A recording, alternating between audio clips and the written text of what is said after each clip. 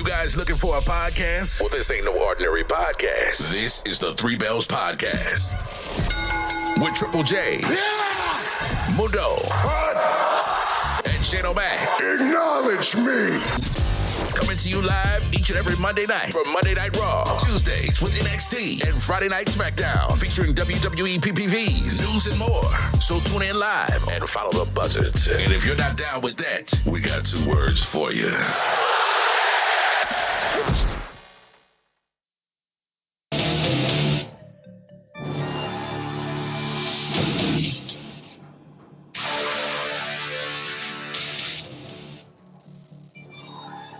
Man, I gotta tell you, tonight was just one of those nights where they just get it, where we just get it.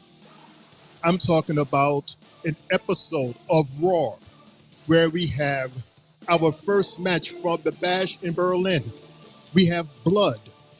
We have a faction debut, as well as a new faction that has been created, as well as surprise appearances from SmackDown superstars. What's good, everybody? It's me, your homie Shane O'Mac, coming to you live from the East New York section of the Three Bells Podcast table. I am not here alone. I am here with the homies, the CEO, and Mr. AKA himself, Mr. Mundo, and next to him is our Google guy, the guy that knows everything more than me, Triple J. What's good, fellas? Yeah. What's up, everybody? You know what time it is. Yeah. Drop it.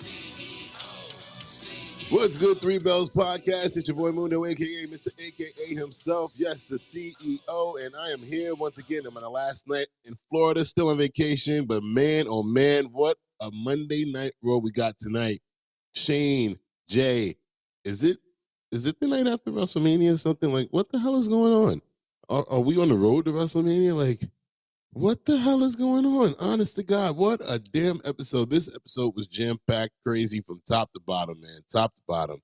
Shout outs to Triple H, man. Triple J, what's going on, brother? Yeah. It's your boy, main event Triple J. Yeah, it's just me, Oos. What's going on, fellas? Oh, man, this was a great episode. Just to think what we got Saturday was anything. Oh, man, they had us fiend for another night. Oh, tonight was it. Loved it. Enjoyed it. I'm just ready to talk about it, fellas. Let's get it. And with that being said, let's do it. Let's get it. For this is Three Bells Podcast, everybody. Let's just get right into it. We're going to talk about Raw, and we're talking about Raw for the entire show. I don't have no birthdays, no news clips. Maybe we might discuss a couple, but this show is way too jam-packed for us to talk about anything else, so let's just get started. Of course, being that we just finished celebrating Summerslam, which took place this past Saturday. Shout out to everybody that participated in the SummerSlam PLE, as well as Triple H. What a PLE. It was one of the top PLEs that I think I've seen, as well as one of the best shows that the Three Bells Podcast Watch Parties we've had. Like PLE Party. You can catch up on, you could play our playbacks right here on stereo, and starting tomorrow, you can catch us on the YouTube, on our YouTube page for the playback as well.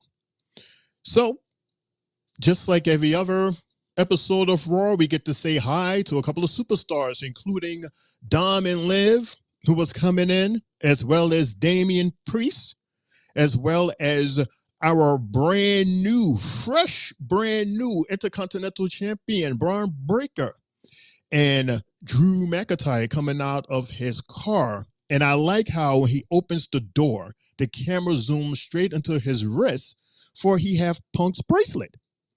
He gets sounded, he starts to walk, and he gives it a nice little kiss, forgetting where they originally had that bracelet on Saturday. Yeah. Give it a kiss again. So let's go in the ring, fellas, for we are having a discussion with our brand new, let me see if I can pronounce this right, our new king and world heavyweight champion of the world of WWE. It's him. It's this guy. It's Gunther. Fellas, join me in the ring as we hear him talk. Name is Gunther.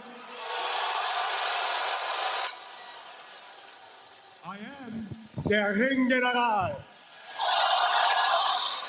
Correct. I am the longest reigning Intercontinental Champion in history. Correct. I feel like I he's acting am like Seth the Rollins. king of the ring. Telling all facts. I am. And now Gunther I am your freaking world heavyweight champion. And that's facts as well. Okay, you got it. Gotta give him credit, and the audience is doing just that. Tonight, a new legacy begins, and let's be honest, this title and this company deserve so much more for a very, very long time. So if you think what I've done with the Intercontinental Championship is historic, just watch and see what I'm going to do as the World Heavyweight Champion.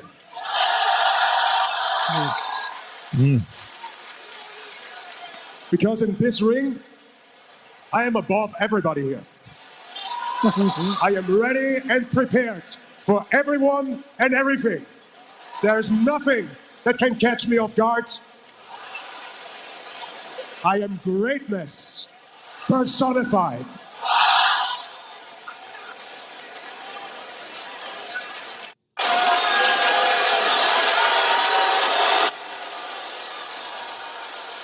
Shout out to Baltimore. Ball's Yeah, coming they to were a you live lit from crowd. Baltimore, Maryland. They were lit. everyone. So from this day forward, Yeah, they were a lit crowd Monday Night tonight for Raw sure. And the legacy of this great business, of this great sport, and the World Heavyweight Championship belong to me.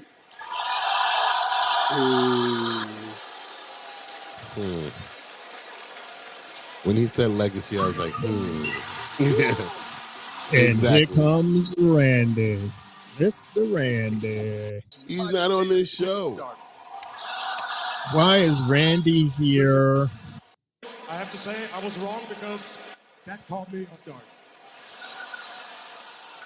guard. Listen, Gunther, I wanted to come out here and congratulate you, but that's not really my style. But that being said, that gold, that title, looks mighty damn fine hanging over your German shoulders. That's right, you are a good-looking champion. But you know what? I can't help that when I look at that title, I realize that I'm the only reason you're carrying the World Heavyweight Championship in the first place. Now, you got your title shot at SummerSlam because you beat me at King of the Ring. But did you really beat me at King of the Ring?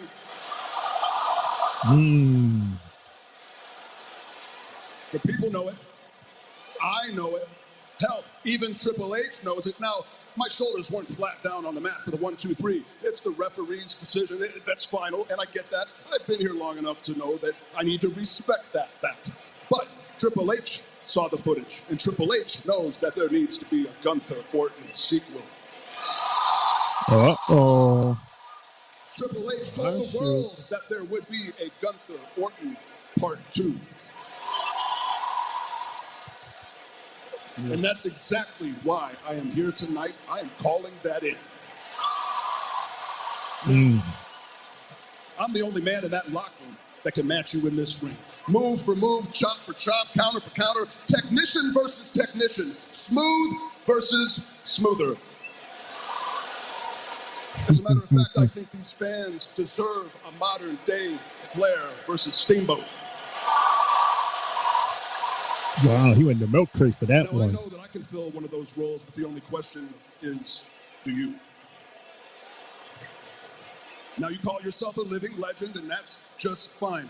You consider yourself a living legend, and that is perfect because, my brother, I made a career out of killing legends. At a bash in Berlin, I'm going to do it again, and I'm going to walk out of Germany. I'm going to walk out of your home country, the new world heavyweight champion. Randy, Randy Orton is dumb tall. Because you know how tall Gunther is, and they looking like eye to eye. Yeah, look like 6'5", 6'6". Well, Randy, everything you said is true. And to be honest, not beating you clean at the King of the Ring left a little stain on my record. So if those voices in your head tell you that you can beat me in Berlin, I have to tell you, your voices are wrong.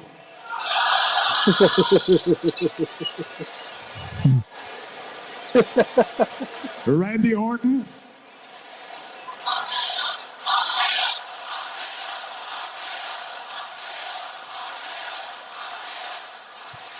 I accept. Okay, they both shake hands. However, Nothing like you know, Randy. Nothing, absolutely nothing catches me out of nowhere. That's good to know, but I've heard that before. As a matter of fact, it doesn't need to be out of nowhere. I want you to see it coming. That was spicy. Ooh, Spicy and unexpected, bro. Very unexpected. Totally unexpected. The fact that you even had Randy. Go ahead, Jay. Right. When I heard that Aldis and Pierce were talking, I thought it was only just for two people. I didn't expect the third. I did not expect the third guy tonight. Being Randy, that caught me so off guard. Like, but then we got to think about it again. Like, who did Gunther beat to get to where he's at? He beat Randy. So this suits well. And not to mention, we never actually heard from Randy after the whole situation went down at King of the Ring. We heard from Triple H, but other than that, we never heard Randy's opinion on him not having both shoulders actually down. And so it's funny how they revisited this whole situation right here. And then Jay, you know what was funny? I laughed because I was like, you know what? They put every time they go to a different territory of a specific superstar, they put a championship on them. And I'm like, well, obviously this is this is his hometown or whatever, home country. So definitely we have to put the championship on him, even though I think he was still deserving of it, regardless of the fact. But it's just becoming a trend now. Yeah. And then after a while, they'll lose it. Right. But go ahead. No, but with Gunther, we know his track record with titles in his hands. So it's just gonna be a minute. And Shane, I think they make a big story out of it by teasing the fact that Randy can become a 15-time champion. So now that's like a big part of the story, as well as the fact that it's Gunther's first title defense. It's in his home country, so they have the story. It's there. Amongst, Absolutely. The whole thing with the King of the Ring and all that as well. And it can go either way. And even after you said, with that whole trend and everything, they could catch on with the fact that it's such a trend to a point where it's predictable, and then they could just throw a curveball at you because of the fact that you're expecting it, because it's been happening a little bit too much.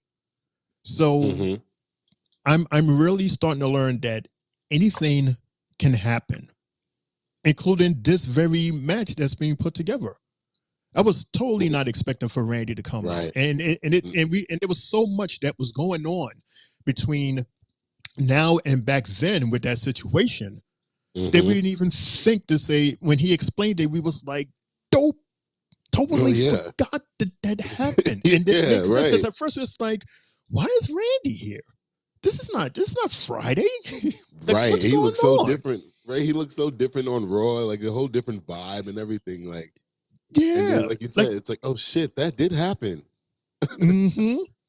How fast like he we looks forget taller. Shit. How but then again, so much was going on and we was focusing on so much with the 3 shows. Ooh, wee. How many pay-per-views has it been since King of the Ring on top of that? About 3. 3, including the one Saturday. Woof. Jay, you have a question? No, what I was gonna ask was, do you think at any point Kaiser tries to get a shot? You know, that is a topic on Twitter. Somebody actually made a poster of Gunther and Ludwig as a possible second story. Like, this would be the story after he, quote unquote, beats Randy to retain the title. And his next opponent would be Ludwig. Because you know what go ahead, Des. I just want to say, I mean, it's too early. We still haven't seen much of a run for Ludwig as an independent, as a singles competitor. So he doesn't have enough steam under him yet. And I think he needs more wins and more time as a singles competitor before he does that. And I mean, it's Gunther. So we expect at this point that Gunther's going to have a lengthy championship run. I mean, in my opinion, I think he might be champion all the way to goddamn WrestleMania at this point.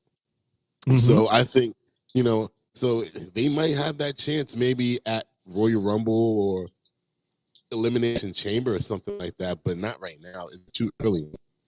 He's just back off of injury, and he's still fresh into the singles, category. I agree. He really is going to have to use like his wits like he has never used before in order to beat that guy. He really needs to find like a weak spot on him and really focus on that, because that's practically the only way that you Ludwig can beat him. Because I mean, yes, you're a strong guy, but you know your only butt's so big compared to him. He's a freaking giant. So yeah, like Mundo says, you need to get your feet wet more. You need to get more mature before you step up to someone as grown as Gunther, right, Jay? Right. I agree. Woo. This is an awesome story. We can like really talk about this for quite a bit, because there's so much that's in there with so many characters that's linked up to these 2 individuals. Oh man. But that was an awesome start, awesome start. Before we continue, let's play a couple of these messages. This is from, okay, I'm using my phone now. It's probably why I sound different now. So everything looks smaller, so I can't see with my old blind ass. Yeah, I'm going to play this message here. Hey, shout out to the panel. Hey, y'all 3 wrestling class. Hey, I was just watching that, what was it, the SummerSlam or the WrestleMania? A couple days ago. I think that was yesterday. Yeah, I was watching that shit. That shit was many. And they got the Logan dudes up there, right? But I remember they was both on the internet like a decade ago, and they were just doing short skits, some funny shit. And now the Paul Logan, he's a motherfucking wrestler. The other younger brother, he's a fucking boxer. He was supposed to be boxing Mike Tyson. What the fuck happened? This shit got pushed up. I know this is all for entertaining the mind. But man, that shit was funny in the motherfucker. I wasn't sitting up there watching and saying, oh, this fake. No, I was watching this shit and I'm rolling at the stunts that they doing, and I'm like, these motherfuckers is out of their mind. Something strange for a piece of motherfucking change. Man, I was hollering. That's what it's all about, baby. That's what it's all about. When you like really invested in the stories and the characters, that's the reaction. And as for Logan Paul, yeah, he's been in this for how long, fellas? Like, do we remember when he debuted? Logan That was Paul. that was a had to have been. Can we say 5 years of that? Maybe not even that. April 2nd, 2021. Wow. So we're talking, a measly 3 years. Mm-hmm. 3 years, and he just came, and he just came in like a storm. He came in, and he got it. He fitted perfectly to a point where, in a very short period of time, he said, "You know what? Screw it. I want to do wrestling full time. I want to be a wrestling superstar." And he became just that. Do we give credit to The Miz, and do we give credit to Damian Priest? Do we give credit to Bad Bunny? Because if I'm not mistaken, Jay, the first match was all four of them, right? At Mania. Ooh. That sounds familiar. Yeah, remember that was the first time we saw the Bunny Destroyer. Yeah, it was. Remember, they had a feud. There's Bad Bunny and Damian Priest were the good guys. Logan Paul and The Miz were the bad guys. And like Logan Paul was The Miz's like lackey at one point too. Wow, that's a good question though. Good question. Let me play this message. This dude, he left a lot of messages. That's what I meant to say. That shit was magnificent. All of that shit. I ain't gonna lie, I'm gonna pull it up and watch online. I want to watch them broads get it on. I want to see if I can see the areolas, through they top. I like that shit. Seeing that cellulite vibrate on them cheeks, that's what I'm talking about. I can just imagine. Man, I bet you that bitch throw that ass back. God. Dude, maybe you should stick to like the Pornhubs and the X videos. I mean, you're not going to see too much of that. If you do, it's like every once in a while there's a slip here and there. And it's 11:37. We're not at Three Bells After Dark just yet, so that's still out of our talking range, talking points. Right. Let's hear from yous. And that is where Randy Orton done effed up. Gunther is actually from Austria. He's not from Germany or Berlin, because Berlin is in Germany. What he was looking for is Austria. But yeah, we don't notice the bad geography.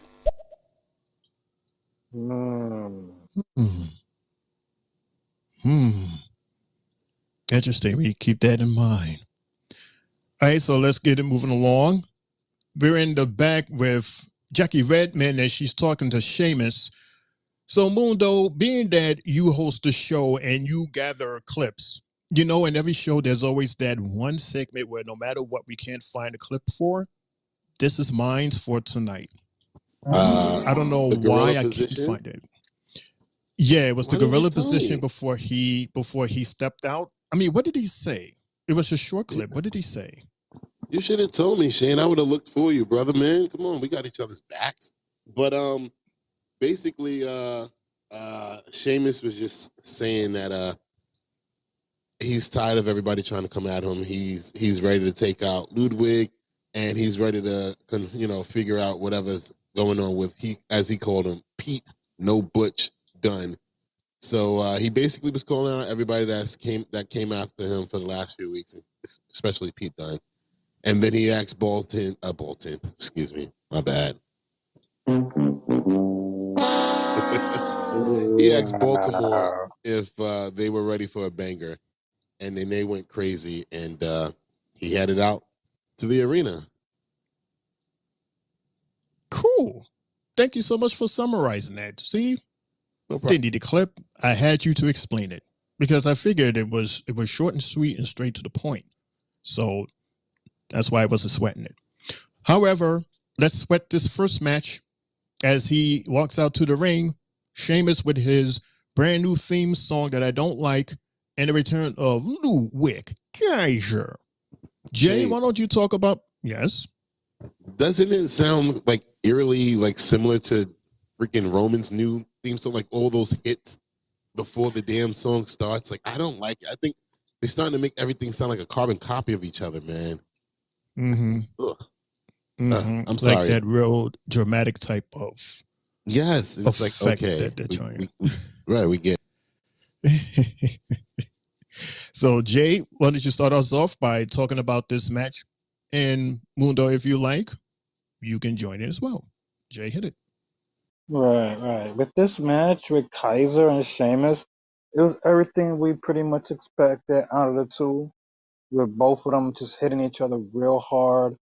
Kaiser trying to attack the leg, and also we see that Kaiser plays a good heel role where he's asking for medical, and then he faked them out.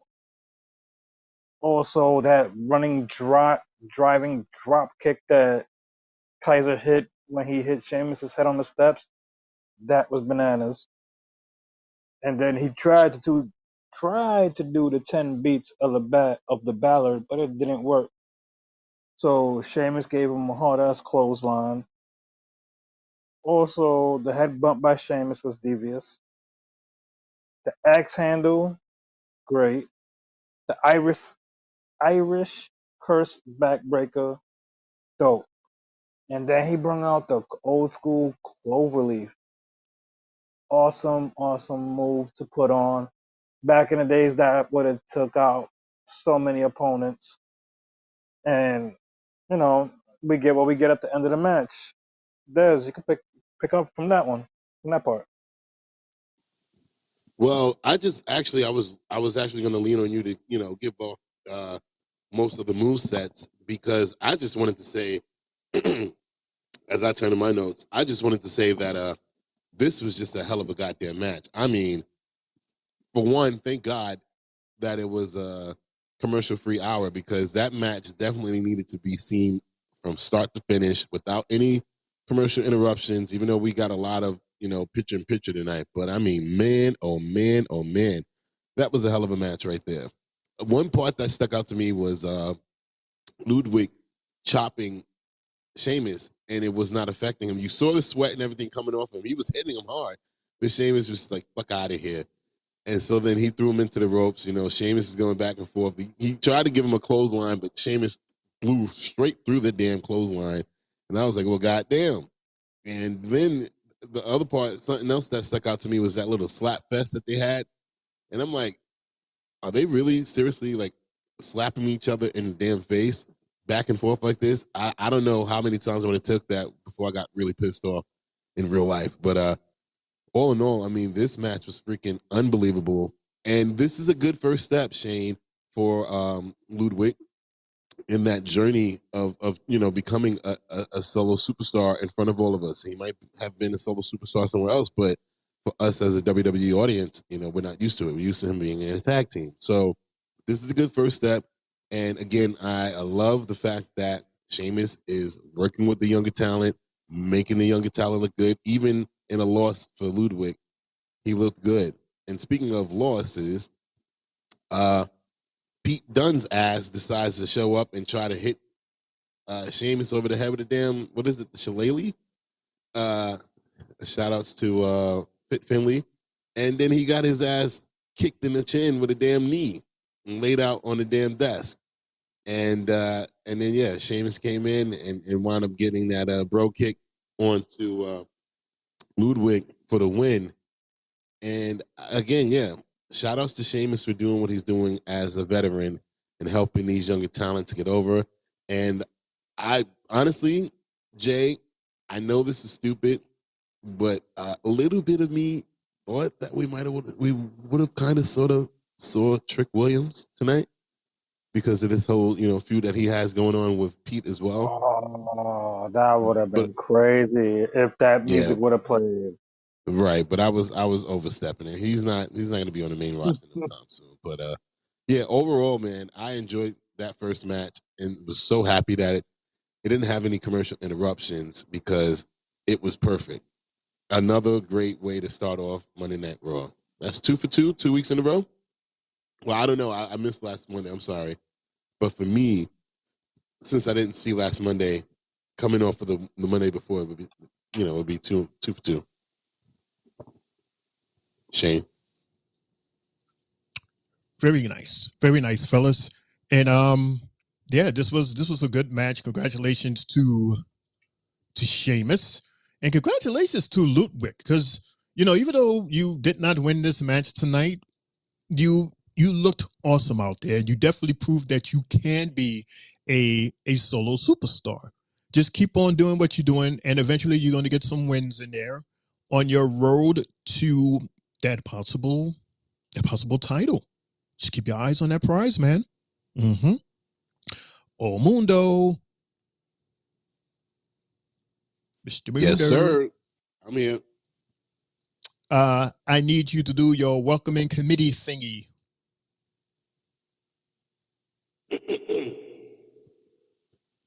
It's DJ Young and Nut. If he ain't playing, I ain't staying.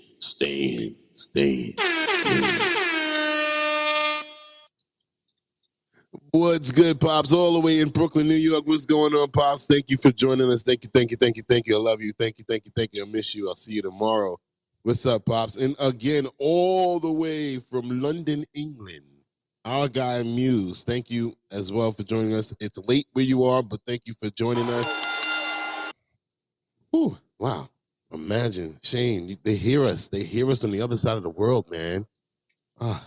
Still hard to believe. Yeah, man. That's love, man. See this wonderful thing, this wrestling thing that a lot of people make fun of us for loving. And that's okay though, because there's a whole lot of us out there, J. Mundo. A whole lot of us that loves this fake thing. Yeah. Mm-hmm. Yeah. For sure. So let's look at this video. It's this little video where they talk about the 11 years. 11 years ago, we were introduced to the Wyatt family. And guess where we was introduced to them at? At the same place where we are tonight, Baltimore. Mm-hmm. So let's look at this video quick fast of the Wyatt 6.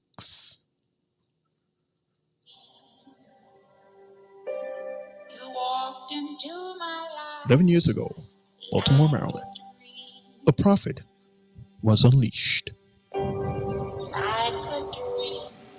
Life is a circle. The day you walked away was unforeseen. The end of one journey. Still you haunt me like a dream. The beginning of the next. This is very Wyatt.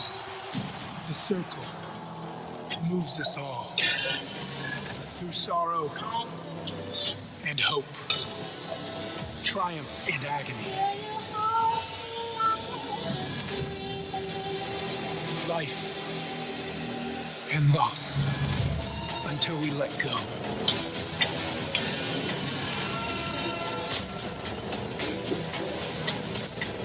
Abandon all hope.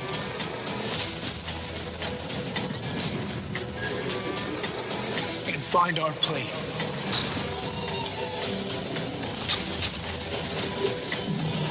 On the path, unwinding.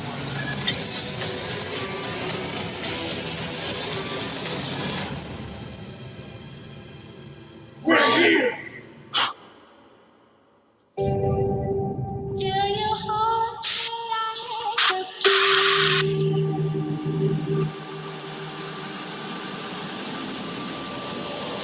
The reckoning is here. Run! I was so confused. I'm so sorry, Jay and Shane. You know why I was confused? Do tell. I don't know who the hell we were listening to. Was it Bray or was it Bo? I couldn't tell the difference. I don't know. That is so eerie because Bo sounds so much like Bray. Yeah. Like he really does. Like not even without even trying. You would notice that if you ever see the documentary that they put together He sounds just like him. Yeah. And that's why I was confused tonight. I'm like, is this like an old track of Bray that they're playing, or is this a new Bo? Like, I was so confused, man. And it's cool. It's cool. It's cool because it's like it keeps that I forgot the word that I was looking for. It keeps us guessing. That's a lack of a better term, but yeah, I was just like, who the hell am I listening to right now? But I was invested in it though. You know, I think that the choice of having the Wyatt Six debut tonight was purposely done. A lot of people were mad last week. I don't know if you guys saw it. I saw it. A lot of people were upset at the fact that they were debuting on Raw instead of SummerSlam. But you know, a lot of the groups that I was in, I was like, well, why not have them debuted on Raw? They have more time instead of being on a pay-per-view where they can't really do much. They have more time on Raw to do whatever they need to do within the match, before the match, after the match. So I thought it was good. But now knowing that, you know, it has something to do with the actual original debut of the Wyatt family, it makes sense. Perfectly sense. They did it in Baltimore, so of course, like it fitted perfectly. And now that you mentioned that, Mundo, you know what I think is possible? I think it's possible that it was both Bray and Bo's voice. Almost like Bray passing the baton. Like his voice started off talking about the beginnings 11 years ago. And then as the video goes on, it starts to transition to Bo's voice. And then we see the images of him and his crew. Because at first it was Bray and his crew. And then we slowly started to see the new Wyatt Six talking the same, they were speaking the same language. You know, what was they say in life and death, where we surrender and stuff like that, like deep little thoughts like that, right? And it was very interesting, very interesting. That's a hell of a way to think of it, Shane. Like, I didn't even think of that. Like, I was so just trying to figure out if it was one or the other. I never thought that it might have just been both, and just continuing on. Like how a lot of times if like a musical artist passes away, they still have the vocals that they have, and then somebody else might come in and continue it. So that's a help. Shout out to you, Shane. Yeah. Oh, thank you. Think of that. Oh, thank you. Pew pew pew pew pew. I do that. Right. Oh, wait, but that's the beautiful thing. That's the beautiful thing about art, Mundo and Jay. It's subjective, and there's so many ways that you can look at it to make it even more beautiful than what the artist had originally wanted to portray. Isn't that awesome? Oh, listen to us talk all deep and anyway, we're talking wrestling. Hey, we're matching what they gave us. That's always been the thing about the Wyatt family. It's always been deep and make you think further. What does it make you woke? Well, we woke all right, and we're going to be even more woken because now we're going to go in the ring for a very, very, very angry Damian Priest. He is in the ring, and I mean, he charged for the ring. Went straight to the ring, and here he is. Ya llegó la hora. You know what time it is. Get down here and take this beating like a man. Finn Balor.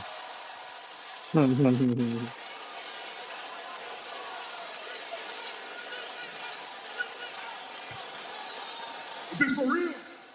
How you go from being the prince to a backstabbing scumbag to a coward? Pendejo. You know my story. You know most of my life I've been on my own. That was until I found the Judgment Day. They have gave them? me a reason to fight. They made me feel like I belong somewhere. Dice Picasso But Pendejo. then last Friday, at the premiere of my documentary, I heard what people had to say, what I meant to them, and I see you all tonight. I hear you. I see you.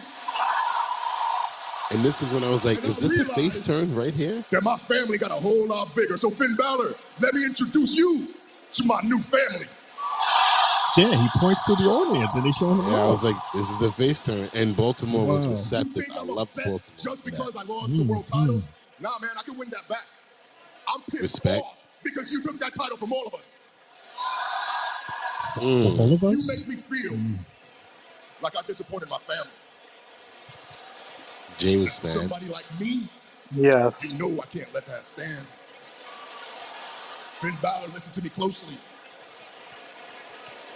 When you are suffering, know that I am the reason for your pain. So get your ass out here and let the beatings begin. He has grown so much on the microphone, man. It's insane. Damien. Mm-hmm. And I knew this was Love going to happen. video is on the Jumbotron. Yeah. I just want you to know, you brought this all upon yourself. You see, I didn't betray you. You betrayed the Judgment Day. You know how it was supposed to be. We all have each other's backs. No leaders. But that all changed when you became champion. You went back on your word. A year ago, I almost became champion. And this happened. Show the picture. What was it you said to me in the car after the show to console me? You said, Finn, it's time to man up. Well, I waited. And I waited. And I waited a full year. And I manned up. I screwed you and I screwed your family. You say you're from the streets? Well, now you're just a loser from the streets. I'm not gonna fight you. No. But you know who will? Someone who's earned it. Someone who deserves it. JD will. Me? Nah. I'm gonna wait. I'm gonna wait till you feel safe. I'm gonna wait till you feel comfortable. I'm gonna wait till you've almost forgotten about me. I know when your back is turned, I'll be there to stab you in it again and again and again. And it won't just be me. The camera pans out, everyone. To his left is Dirty Dom kissing Liv, and to his right is Big Head JD McDonough and Carlito.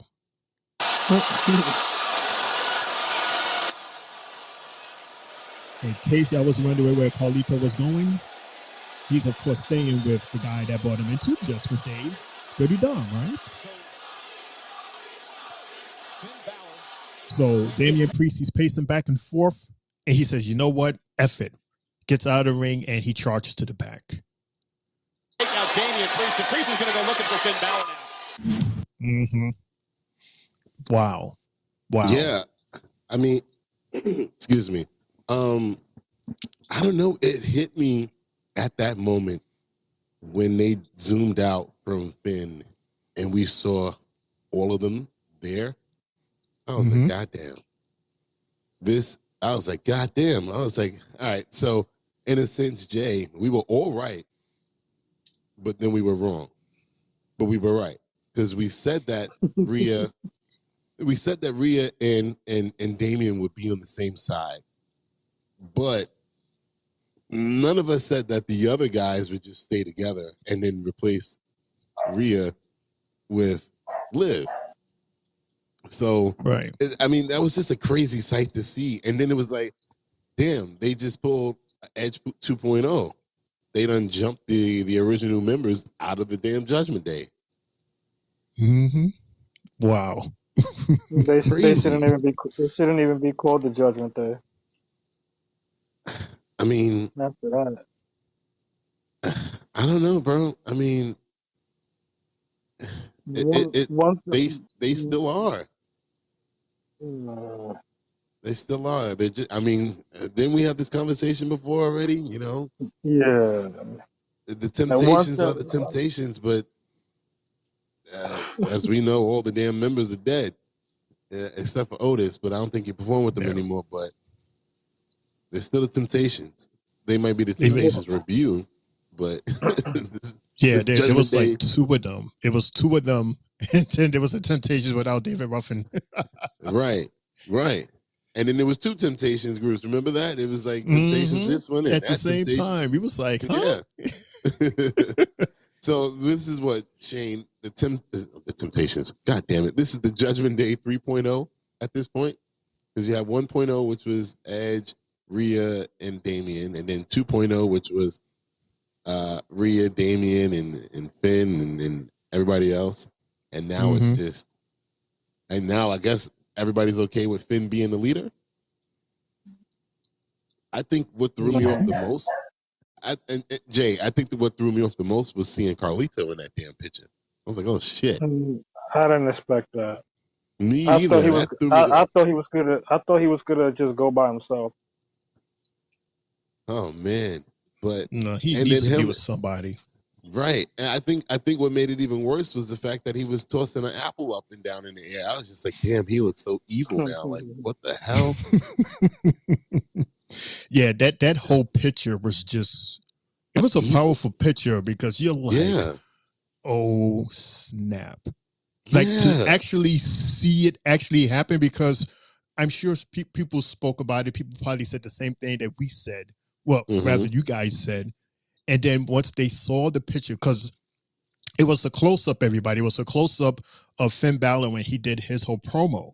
And then at the end, it was a slow pan, and the other four came in on both his sides. And you just go, oh, snap. Right. And it was just, and everything with Dirty Don kissing Liv and her kissing him back. And this guy, JD, how he put his arm over Finn and was patting him, right down to, like Mundo said, with Carlito tossing the apple, like all of those little things added together in that one little shot. It was like, damn, like this is almost like, you know, and I was automatically reminded of the new Bloodline. Right. But what's crazy is, though, now, I guess because of what we've witnessed over the last few months with, you know, Damian being turned into a face and Rhea Ripley being turned into a face, but not the rest of the group, it makes sense. Now you can hate this group 100% because there's nobody in the group that you want to root for. But Shane and Jay, I have something for y'all. I was watching a video and somebody was like, well, remember, in reality, Liv is the good guy in the story. If you think about it, she was attacked initially by Rhea, who was the bad guy. Yeah, that's why her and Raquel wasn't messing with her like that. So when did Liv become the bad guy? When she never really changed up, she was just trying to get even. So it's so crazy how this whole thing, like Triple H and his goddamn creative team, man, they worked very hard on this Judgment Day thing. I guess it might have been the way it is, the way it looks, and how much they go to the Judgment Day from week to week. This might have been a pet project of Triple H off rip. You know, it might have been something that him and Edge talked about from jump. Same thing with the Wyatt situation. Because with, you know, certain things that you think he has his hands in, it gets a lot of airtime. So, because you just messed my head up with that one. So, I'm talking about with Liv. So, does she actually love Dom, or was she part of the plan to seek revenge on Rhea and to retain the title?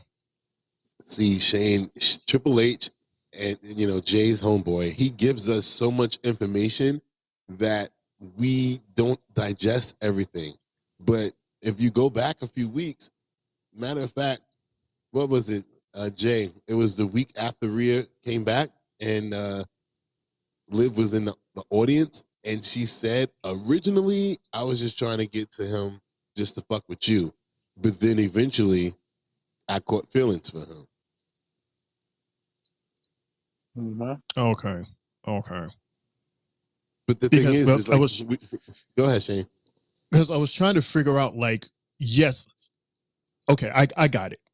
It's almost as if that was her plan, but then I guess something happened and she fell in love with the opponent in the plan that's supposed to help make the plan work. Right. Like the plan probably was between Jay, right? The plan was probably between Liv and Finn. Remember, this is something that we were talking about, how they were already trying to plot on how to take down a Judgment Day or whatever like that. At the time, it was with AJ Styles, but, you know, he moved on. And so, you know, it might have been something that they cooked up between the two of them. And then... So, basically, Liv and Dom plotted once they took Rhea out. At eliminate for, you know, what was that, after Elimination Chamber? That was part of the plan also? Wow. That had to be a part of the plan. Because that next week is when we saw them coming out of that dressing room, right? Or closet or whatever. Wow. That was the first part of the plan. Dom was already being dirty.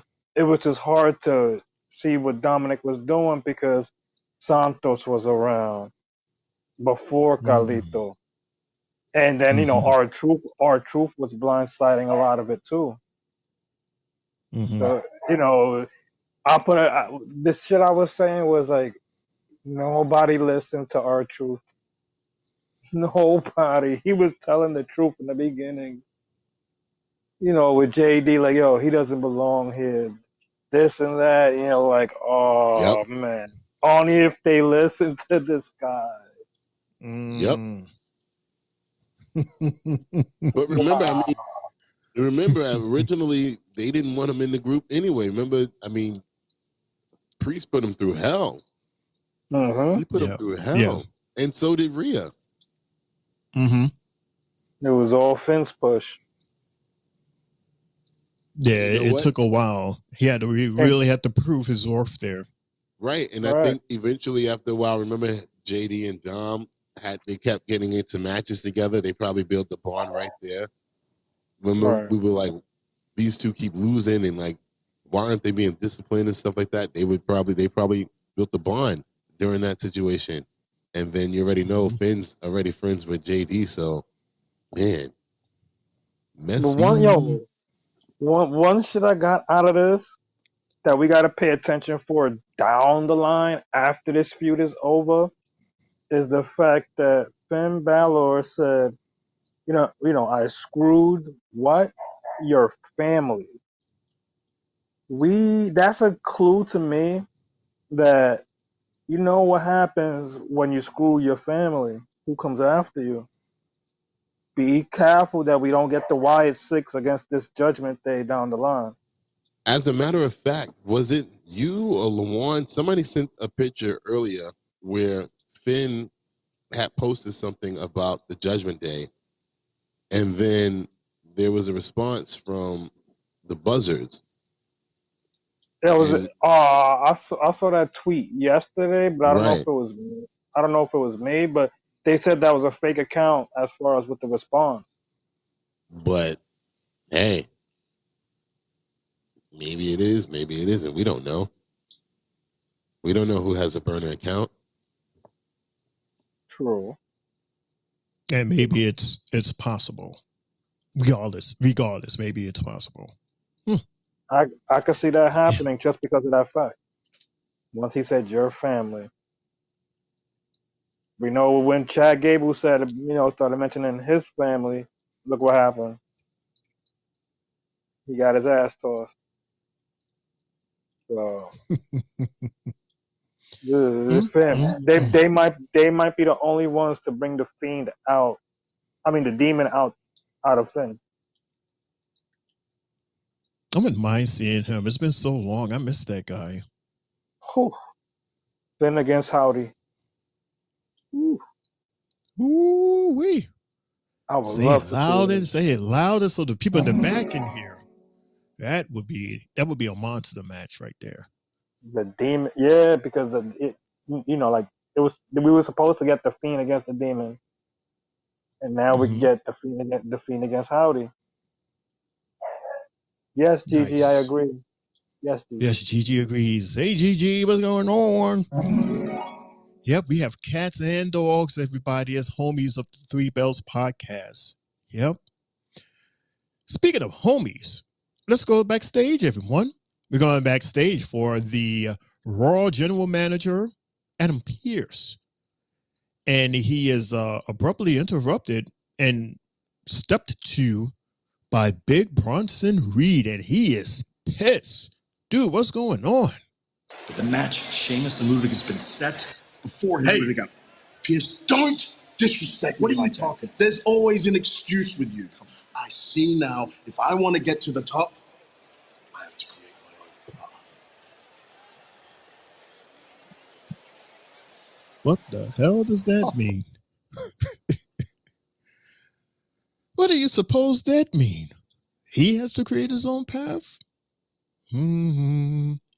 Him pulling Keep up that thought. Braun Breaker, right? That's what it sounds like. Didn't Braun said something like that? Yeah. Like he had to do it himself? Mm-hmm. Yep. Wow. So keep that in mind, everybody, as we go on through the night. We're going to our second match. It's a ladies' match. It's Lyra versus Shayna from Sonya Shayna and Starks. Mundo, would you like to talk about this match and then Jay to follow? Match number 2. Well, I didn't really have a chance to write much down about the match, but I like that they're featuring Lyra weekly in the ring. I was surprised actually that her girls weren't there this week. The CNC Music Factory kind of shocked me a bit, but she was having a pretty good match against Shayna Baszler, and it looked like she was about to win the match. And then here comes Sonya and Zoe, and they I don't even know how they do it anymore these days because they don't even tell us who wins. But I guess the match was a no contest or a draw or whatever. But yeah, they come out and start attacking her, and then here we go with Damage Control, and I'm like, wait a minute, are they good guys now? Like, did I miss something, Shane and Jay? No, you know how it goes. Like, I guess the people hated the S sisters so much that basically if anybody would have came out, they would have been like, the good ones or the ones that would got that, that pop. But I mean, damage control though. I mean, they've been menaces for years at this point. I mean, they've been really bad guys for years, and all of a sudden now they're getting cheered by the fans. I was so confused. I'm like, wait a minute, hold on. You ain't the only one. I haven't seen Damage Control. I haven't seen Damage Control in a minute, so I'm kind of confused at what the hell just happened. The last time I saw them, they got beat up, and then Io went to Japan. So for them to come, did they come back last week? Because I'm so confused. I haven't seen them in a long time. They showed up last week. Yeah. Okay. All right. So this is not the first time ever I saw them. Okay. So I guess it makes sense. But yeah, that still shocked me though to see them, and so they're clearly the good guys now. Huh. Jay? Yeah. Oh god, bro, that shit is just too fucking confusing. Because I wrote on my paper at the end of that fight, I was like, 2 heels going at it, 2 heel factions. What? Where? The crowd minimally cheered for them, but nah. I think this is the wrong move to try to turn Damage Control, who's been, like you said, heels for damn near 3 years, and they're just all of a sudden not gonna wreak havoc anymore. They gotta just come for people who try to overtake the trio, like group control over shows. Jay, But with that, what happened? to just hop on, jump on that real quick. I got a question for you. Is this the change EO was talking about? Was she talking about Damage Control being good guys all of a sudden now? That they had to change. So Yes, she go did ahead. say that. She did say that. You're right. And she ran off storming, pissed off. So she's gonna take on more of the leadership role and push this group to different heights, more than likely, if that's the case. So Shayna and them they got a problem. They definitely have a problem now. I think the reason why CNC Music Factory wasn't around was because they got their asses tossed last week by Sony and them.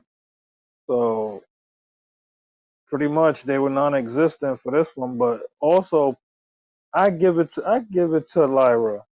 As much as I was happy when she came up to the main roster, and the one thing we was praying for was for her not to get buried.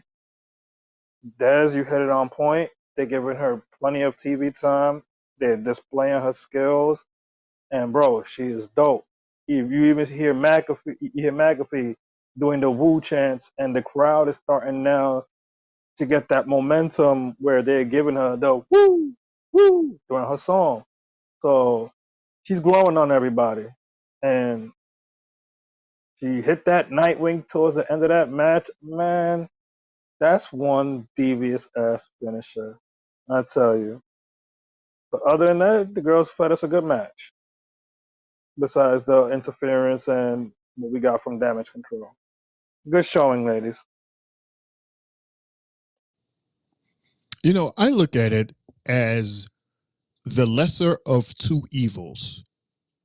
And it's like, you have two bad guys, two bad crews that are fighting, head to head, night after night. Cause they had an encounter last week when they returned, and they had an interesting pop, didn't they, Jay? When they stood in the middle of the ring, and they had like this. It looked like an L thing that they had put in front of their face or something like that. And the Twitter world went crazy. Like they loved that pose. Everybody thought that the girls, Damage Control girls look sexy and everything. But yeah, it's like that in every fight. It's like, yeah, no matter how evil they both are, there's always that something over the other team or the other person that gets the people to cheer for them. Maybe it was because of the fact that we haven't seen them in a while. Maybe it's because of the fact that that's how much people really hate Sonya Deville. I mean, did you hear her pop when she came out? No, you didn't, because she didn't have one. Like I literally turned my TV up and I heard nothing.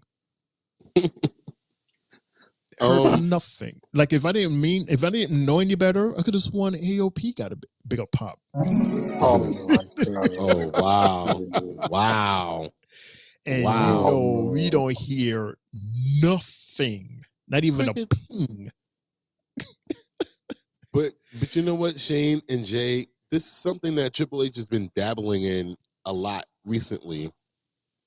Because this is not the first time we talked about it, where he has two heels, either whether it's individuals or teams, going against each other, or two faces going against each other. Like he's stepping out of the norm of bad guy versus good guy, and doing it a lot more often, where it's bad guy versus bad guy.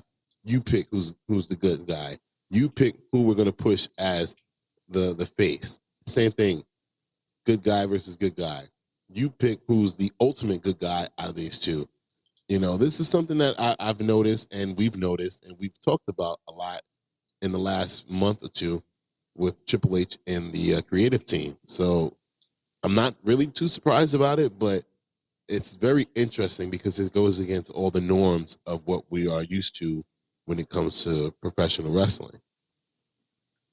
And not for nothing also, and we spoke about this also, Mundo, when we specifically spoke about Drew and why he was the bad guy and how much we understood why he was the bad guy. And that's the case with a lot of villains. If you really look at the backstory of a lot of villains, you understand why they're the villains. And it's to a point where you almost have more feelings for them than the quote unquote superhero. And then it almost as if now the superhero is actually the bad guy. If you really dig deep into both of the stories as to how they connected, it's like, Batman is kind of more evil than the Joker. You know what I mean? Yeah, remember we had a long conversation on that, and and I think I even had that conversation with Boom, and I was like, bro, but think really hard about it. Like, is this person really the bad guy, and is that person really the good guy, or are we just brainwashed to just believe this because you say you're the good guy for us to just roll with you, but this person's story over here tells you that they're more relatable and their situations are more relatable. Like, because the same thing, like you said, with that Drew and CM Punk situation, who was really the bad guy in that story? Who's really the good guy? I mean, we paint CM Punk as the good guy because we all love him and like him and everything like that. But he done ran in how many matches of Drew McIntyre's and cost them the title or opportunity? Is that really good guy behavior when you question it? And then again, it depends, because CM Punk fans will say, yeah, it's a good guy that's getting revenge on the bad guy. Right. And then Drew fans will say, well, he may be a bad guy, but he's a bad guy for a reason. Like, y'all made him bad. Y'all made him evil. Look what y'all did to him. Right. Yeah, he said this and that, but it was only words. Whereas Punk actually initiated the physical stuff. Yep. And then Drew was just retaliating and coming, defending himself in a sense, if you really want to say that.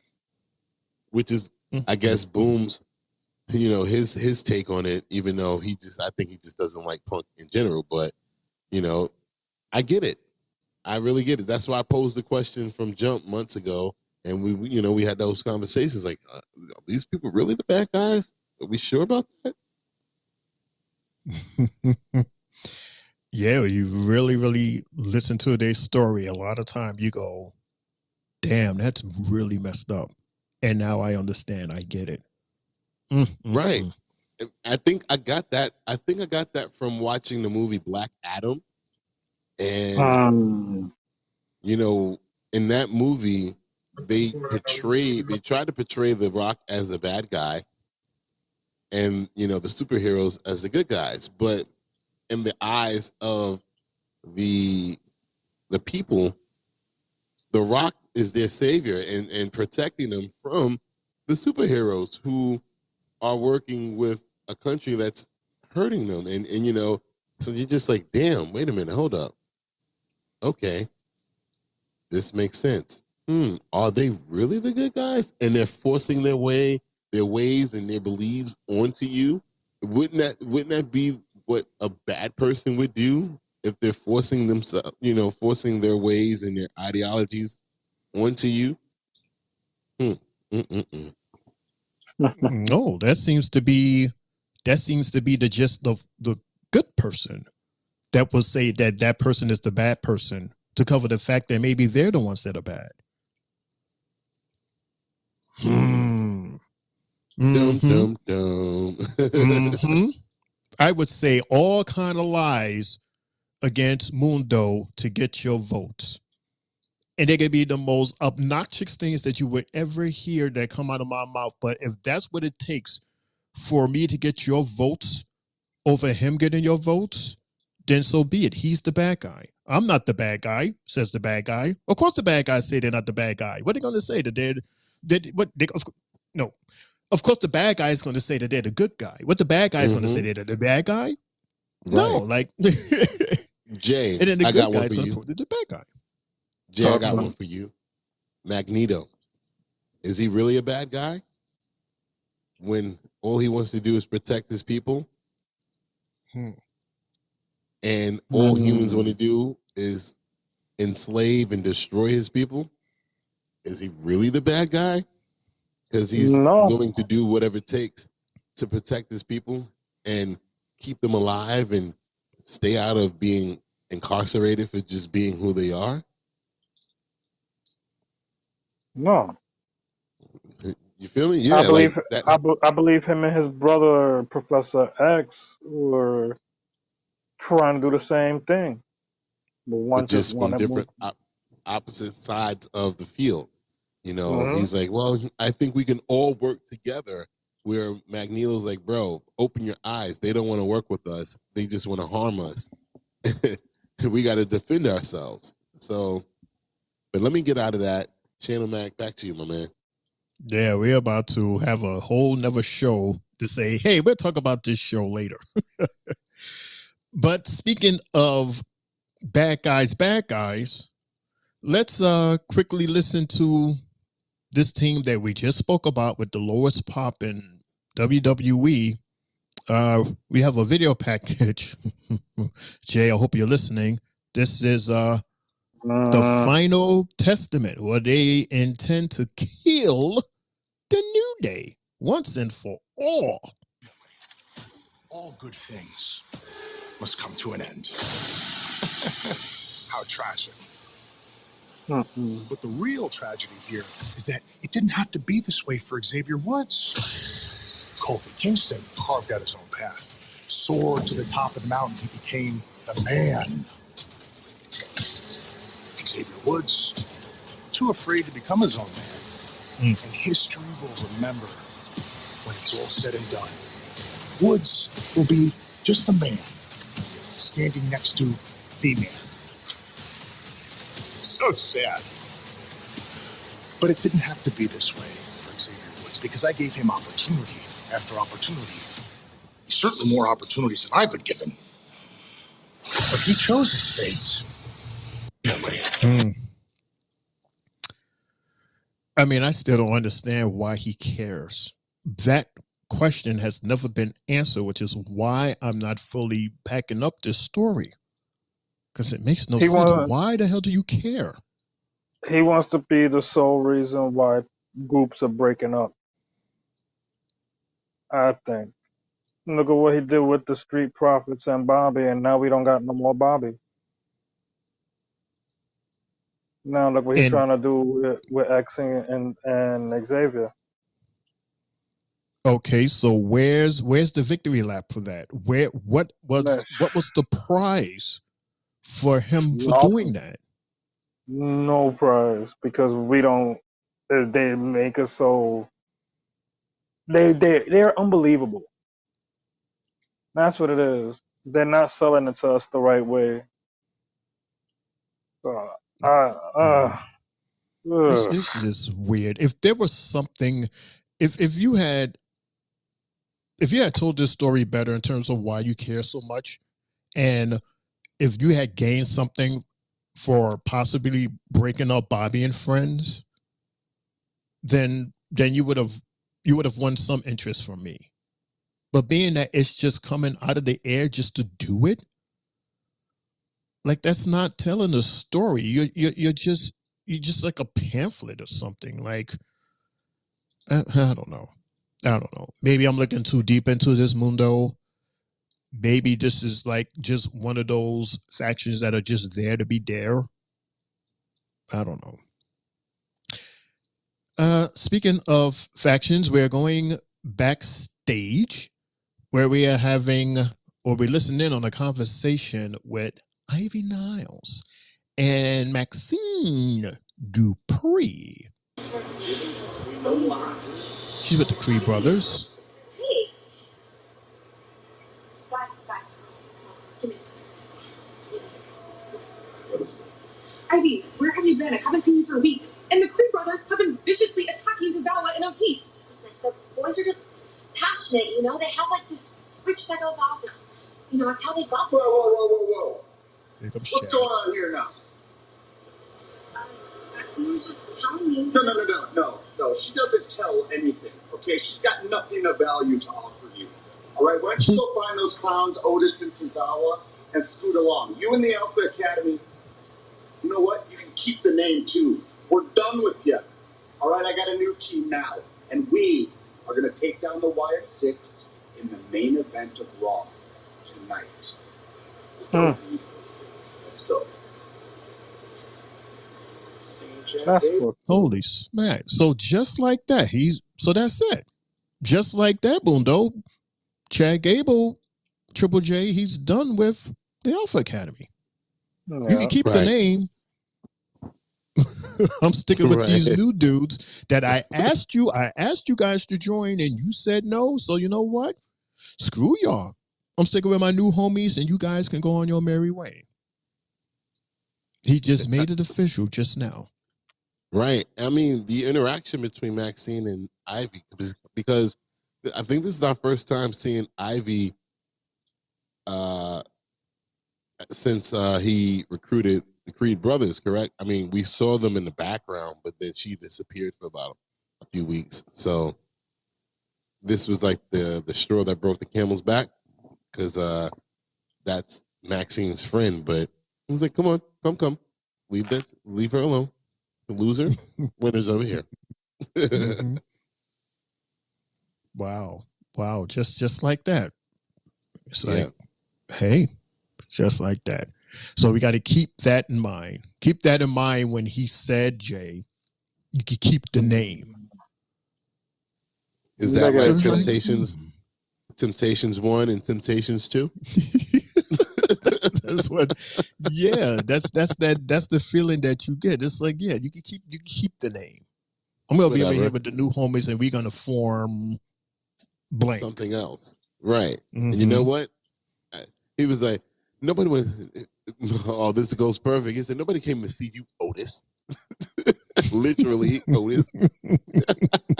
I am the Temptations. Wow. Oh snap. Oh snap. Wow, Mundo. I just noticed that. Wow. Right. Wait, hold on. Wait. Jay, did that go over your head? What? Of course. What I said. Oh, yeah, it did. God damn it. Jay, come on. You're telling us that you did that really go over your head? I didn't hear what you said. I said that. I said that Chad said, nobody came here to see you, Otis. I am the Temptations. Like, you'll get it. The movie, I am that. That movie, I guess that's what mm-hmm. I'm gonna mute. We'll explain it later, and it'll make sense once he tells you, or if it hits you the way it just hit me. Maybe it'll hit you after this in-ring conversation that we're gonna have with the man of the night, the man of the moment, CM Punk. He's here, everybody. He got something to say. Let's listen. I'd imagine a lot of you in the crowd love me because every time I get knocked down, I get back up. There's some people in this company that absolutely hate me because I don't stay down. And when I say SummerSlam wasn't a guarantee, it's because in January I was hurt and all this was taken away from me. Just when I came back, just when I had that monumental return, it was all taken away from me. And I was told 9 months. 9 months. And you know why I'm happy right now? You know why I'm proud of myself for one of the first times in my life? Is because they said 9 months and I did it in 5. It's a big bad man named Drew McIntyre walking around here, 6'5", 265, tough son of a bitch. And he heard me, and that happens. But he gloated about it and he said he prayed about it. Put my name on a shirt. Said he wanted to ruin my life. Told lies about me to make him feel better about himself. So why am I happy? Because I lost to Drew McIntyre? Because I'm back. SummerSlam was the start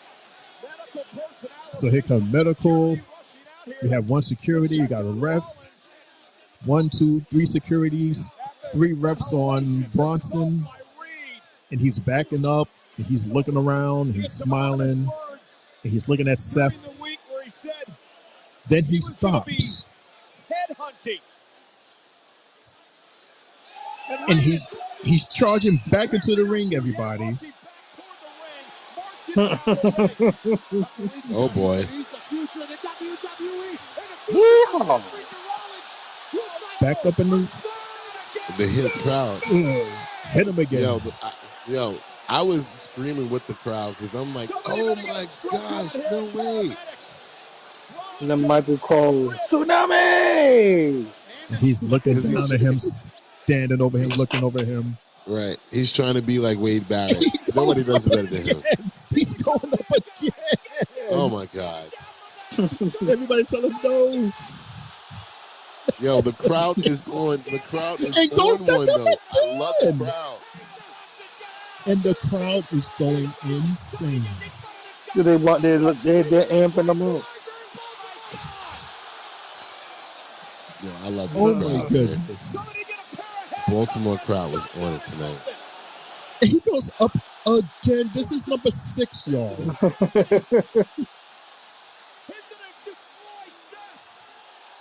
And the crowd loves it. Everyone is on their feet. They're like, one more time. And with everybody standing under him, you think he's going to come down. The ref is going to get down. Nope. He's on that 3rd rope. 6 tsunami. Insane. 6 rounds. Michael Cole, man. Michael fucking Cole.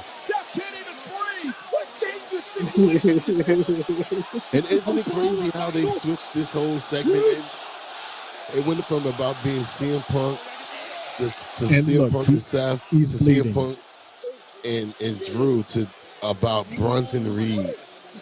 Oh my goodness, he's spitting out blood. Seth is spitting out blood. And you goddamn right, 6 goddamn tsunamis from this big motherfucker. You damn right. Come on, somebody to back, get the paramedics out here. Yeah, you got to sit him up. He's choking on his blood. That wasn't me, guys. That was not me. No, that was Seth that did the. Yeah, that was him. Look, look, he's aiming for the top again. Look, and he's climbing. And now the refs and them are pulling Seth off the ring. Now they're going to do it. Jay, you heard that, Jay? Yeah.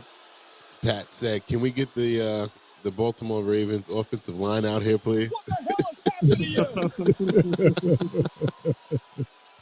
We need somebody to stop this shit. God damn it. Yeah, because WWE security and refs are doing a horrible job.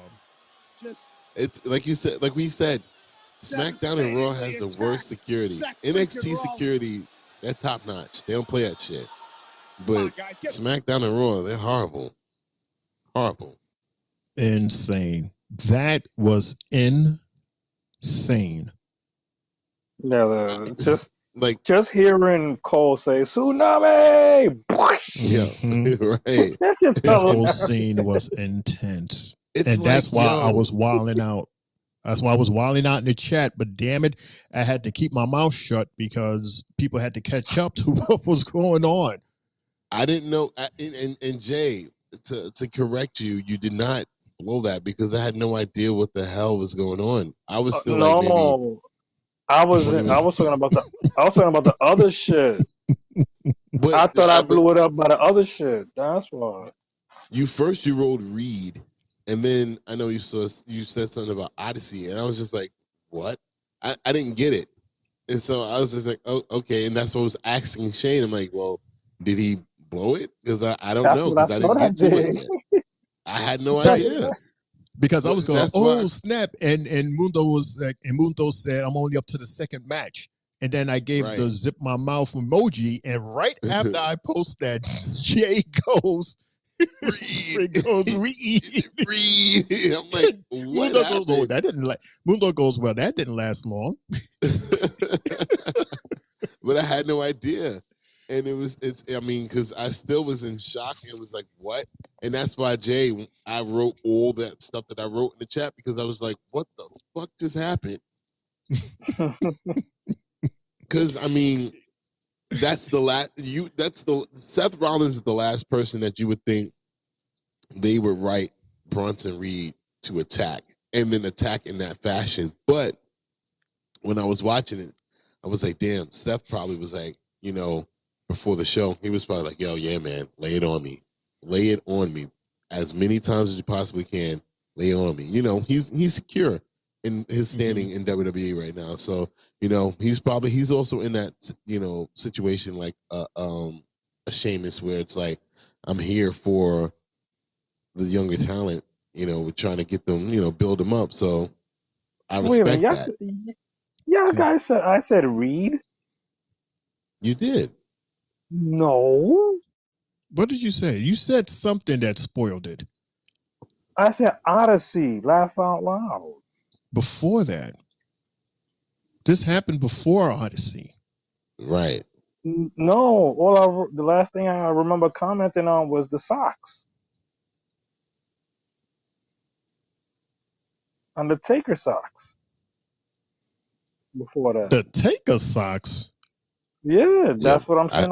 I put socks in. Yeah, I showed my socks that I brought. That's the last thing I commented on before I wrote Odyssey.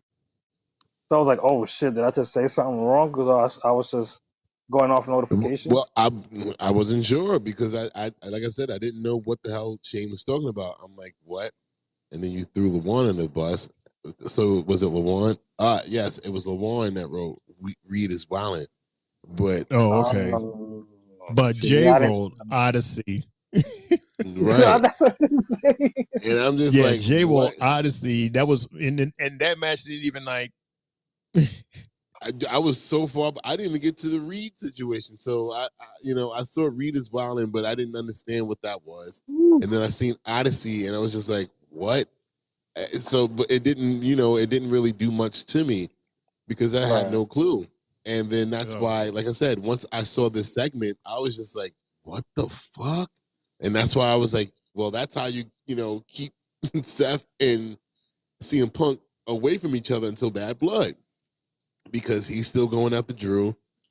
Seth just got his ass whooped by Brunson, and that's going to lead to a match down the line at this next pay-per-view. So for sure, that's how you keep the two of them away from each other, even though we want to see it. And then you agreed with me. I think you agreed with me, Jay, right? What? Which part? You're not listening tonight? What is going on? Sure I'm listening, but I'm just saying which part. Duh. What do you mean, duh? I'm literally talking to you right now. Like, what the fuck? Exactly. That's exactly why. Exactly. Ladies and gentlemen. Exactly. So while Jay is on the call first, we're going to take a quick commercial break, and we'll be right back right after this. You guys looking for a podcast? Well, this ain't no ordinary podcast. This is the Three Bells Podcast with Triple J, Mundo, and Shane O'Mac. Acknowledge me. Coming to you live each and every Monday night for Monday Night Raw, Tuesdays with NXT, and Friday Night SmackDown featuring WWE PPVs, news, and more. So tune in live and follow the buzzards. And if you're not down with that, we got two words for you.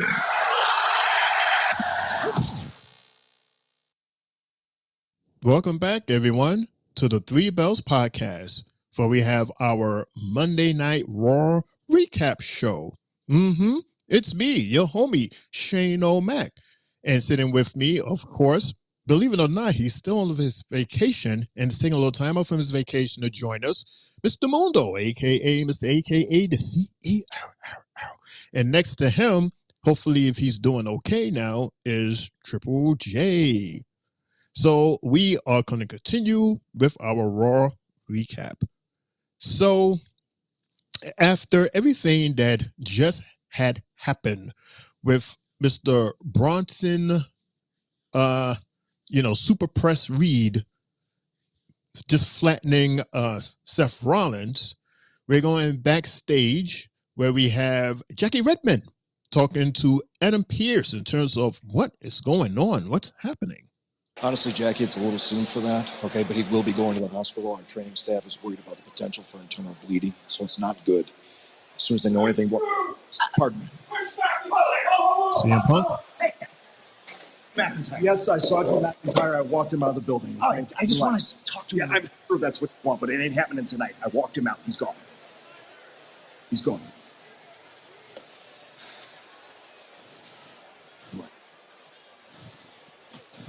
So that's why Adam Pearce wasn't there for the whole the Seth Rollins situation. Because remember, Michael Cole was like, "Where is Adam Pearce?" He was too busy walking Drew McIntyre out the arena. Mm-hmm. That's what it was, because he would have been out there.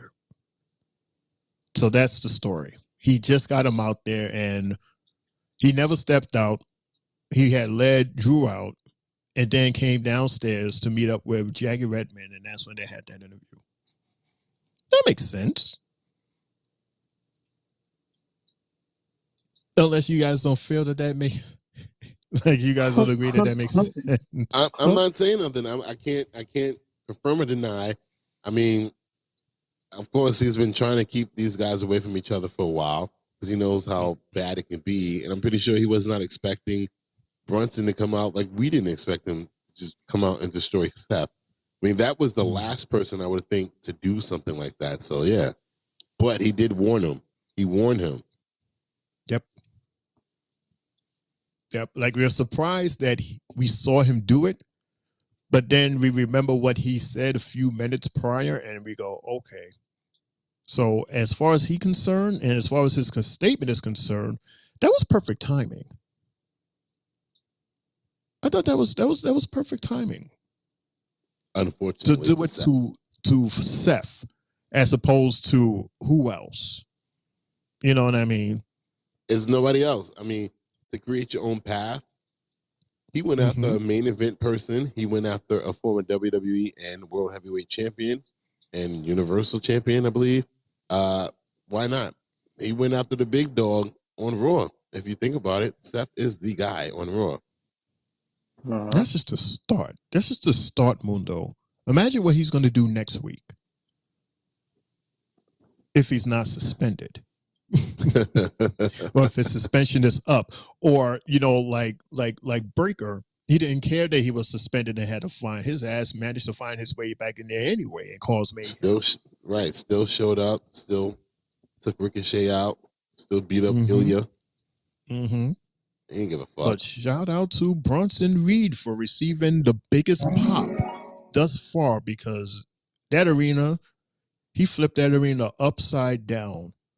When he did 6 of them, I mean, and everybody was on their feet.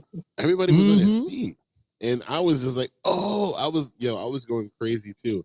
And thank God it was just me and the adults here. All the kids were in the pool, so I wasn't distracted. Man, right. Whew. That was. I was like, Raw. That was so I was like, Raw is crazy tonight. What the hell? Honestly, after everything, I was like, what the hell is going on? Like, this is not weird, but this is a crazy episode of Raw. Like, everything is just out of control. And I love it. A lot of unexpected shit. Yo. Right. Talk about Swerve. Talk about what? No, I'm saying talking about like Swerve, like as far as like swerving the crowd, throwing a curveball, that shit. Oh, okay. Like with the expectations that we were expecting to see tonight, and man, we was throwing curveballs, knuckleballs, everything tonight. Yeah, I get what you're saying. Like, because the wind started blowing because I'm outside, but I get what you're saying, Jay. Like, the way he's been going, Bronson, that is, you would have maybe thought that he would have probably attacked like Braun Breaker because he's been after the Intercontinental Championship for months now. But Right. for him to go after Seth, you're just like, wait, hold up. You going that route? You going towards like main event status right now? Like, okay, you said F the mid card. I'm going to the top of the card. We did For say months now. ago. We did say months ago that situation where his wife got pregnant and had the baby, and he had a miss elimination chamber. We did say that this could possibly be a rise for him after that, but it was going to take his time to mature. So now we're seeing something mature based off of that because he felt he would have probably had the home field advantage in Australia. Shane Probably, and Shane and Jay. So is this part of the part 2, 2024 part 2 that Triple H was talking about on Saturday? It's like, if everything is what I think it is, y'all ain't seen nothing yet. Because I mean, Lord have mercy, this shit tonight, That man. Wow. was, I mean, you talk about a step up. Like, what was his? He had a match last week. Who was that? Who did he fought last week, Jay? what, Bronson? Yeah. Let me see. He had a match last Sheamus. week. Sheamus. Yes. And his pop was and The crowd you know, wants to, throughout the crowd likes to see the tsunami. That's what it is. yeah, when he delivers the tsunami, it's that, you know, that ooh, ouch. You know, we always get that. We love that. But tonight, he definitely wants some new fans. He definitely, yeah. And to top that off, Oh God. we go into this. I'll have you guys, you know, explain this. This is match number 3. Jay's favorite, AOP versus the New Day. Welcome back, Kofi.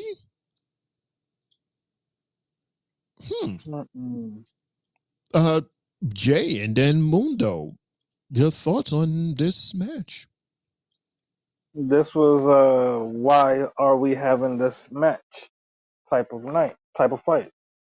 And I honestly was like, why are these guys, you know, I understand they're promoting Ninja Turtles, but damn, they came out in full turtle gear. And when we see when I catch eye of it, the Final Testament was already in the ring. I guess they didn't have their little video.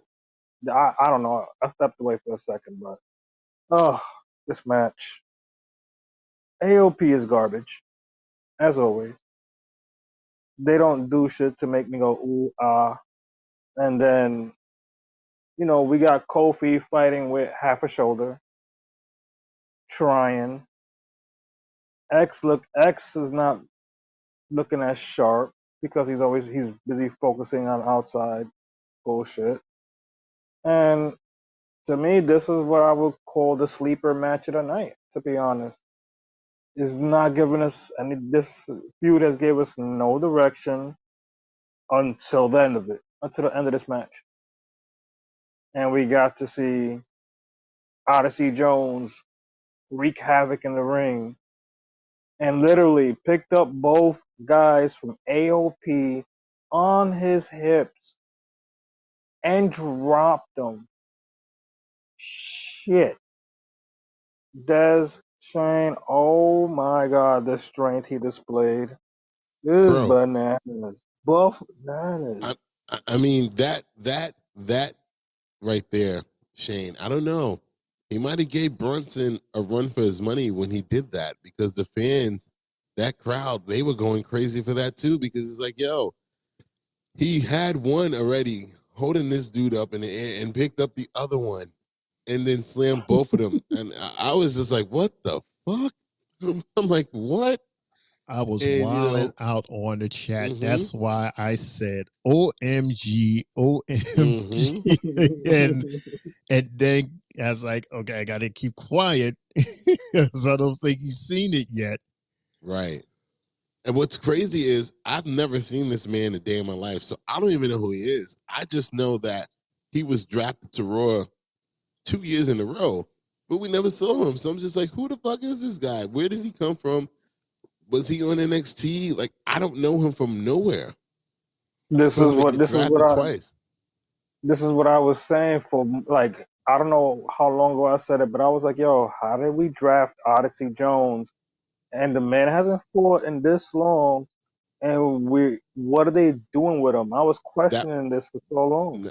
Jay, this was a joke between me and you because I understood it. Remember, I before we did the whole switch with me and Shane, I was Monday Night Raw, and I was just like, well, we drafted this dude, but who is he? We haven't seen him yet, and we've been going back and forth about it because we just like he ain't show up yet. Like, is he gonna show up? Remember, at one point we was like, all right, we haven't seen Dijak yet, we haven't seen Odyssey yet, we haven't seen this one yet, we haven't seen that one yet. And they were drafted. So it was just like, what the hell? So, I mean, for him to finally show up was cool. And he made a hell of a debut. But what I told you the last time I saw him was being at Dexter Loomis and Indy Hartwell's wedding. And look how long ago that was. Right. Damn near 3 years. Damn near 3 years. And that was NXT, right? Yes. So 3 years. the thing that I took out of this tonight, and I put this in the chat, and I'll peel back the curtain a little bit because it's something that I want to say here live, was the fact that Xavier Woods didn't seem too happy seeing this dude. Kofi was like, come on, yeah. He's happy. He's like, come on, get in the ring. I actually have you talking about later on or no, after the match. After the match, after Kofi pinned AOP and he did his thing, and they were in the ring, and Kofi was telling Xavier to get in the ring, like, come on. He was happy. This dude, Odyssey, was happy. And then Xavier got in the ring. Kofi gave him a hug and all this other shit. And then Xavier kind of gave him like a lame handshake, like, hey, thank you, type shit. And I was saying to y'all, like, well, Xavier doesn't look too happy right now. And I'm like, is it, whatever this dude Karrion Kross has been saying, is it finally getting to him? Is he not happy because he's like, are we replacing Big E? And I didn't know about it. Like, are you making decisions for us that I didn't know? And I just want to say, because I know, Shane, you probably got something with this, but I want to say this because I sent this in the chat. I don't know if you guys saw it, but it was a post that Kofi did on Instagram. And he was like, I don't want to pour salt in the wound of the Judgment Day, but then he posted a video of all the different factions that fell apart in the last few months. And he was like, well, have no fear. This is not going to happen to the New Day. We have the power of positivity on our side and all this other stuff. Now it's like, wow, he had the Judgment Day, he had Damage Control, Imperium, everybody that we've seen in the last few months disintegrate. So I thought that was, telling right there. And I'm like, are you giving us, once I saw that and then matched up what I saw with how Xavier was reacting to what happened, I'm like, is this a problem right now, Shane? I mean, well, I see something brewing from what you said happened in the ring. Yeah, something's brewing, and maybe this is possibly what Mr. Karrion was talking about. And again, even though it's probably true, And let's say that it is true what Carrion was saying. Again, why do you care? What are you getting at the end of all this? But it's something that we definitely have to keep our eyes open on. Mundo, did you see this? Did you see what Jay just shared with us? What Jay just shared with us? What Jay just shared with us on our chat.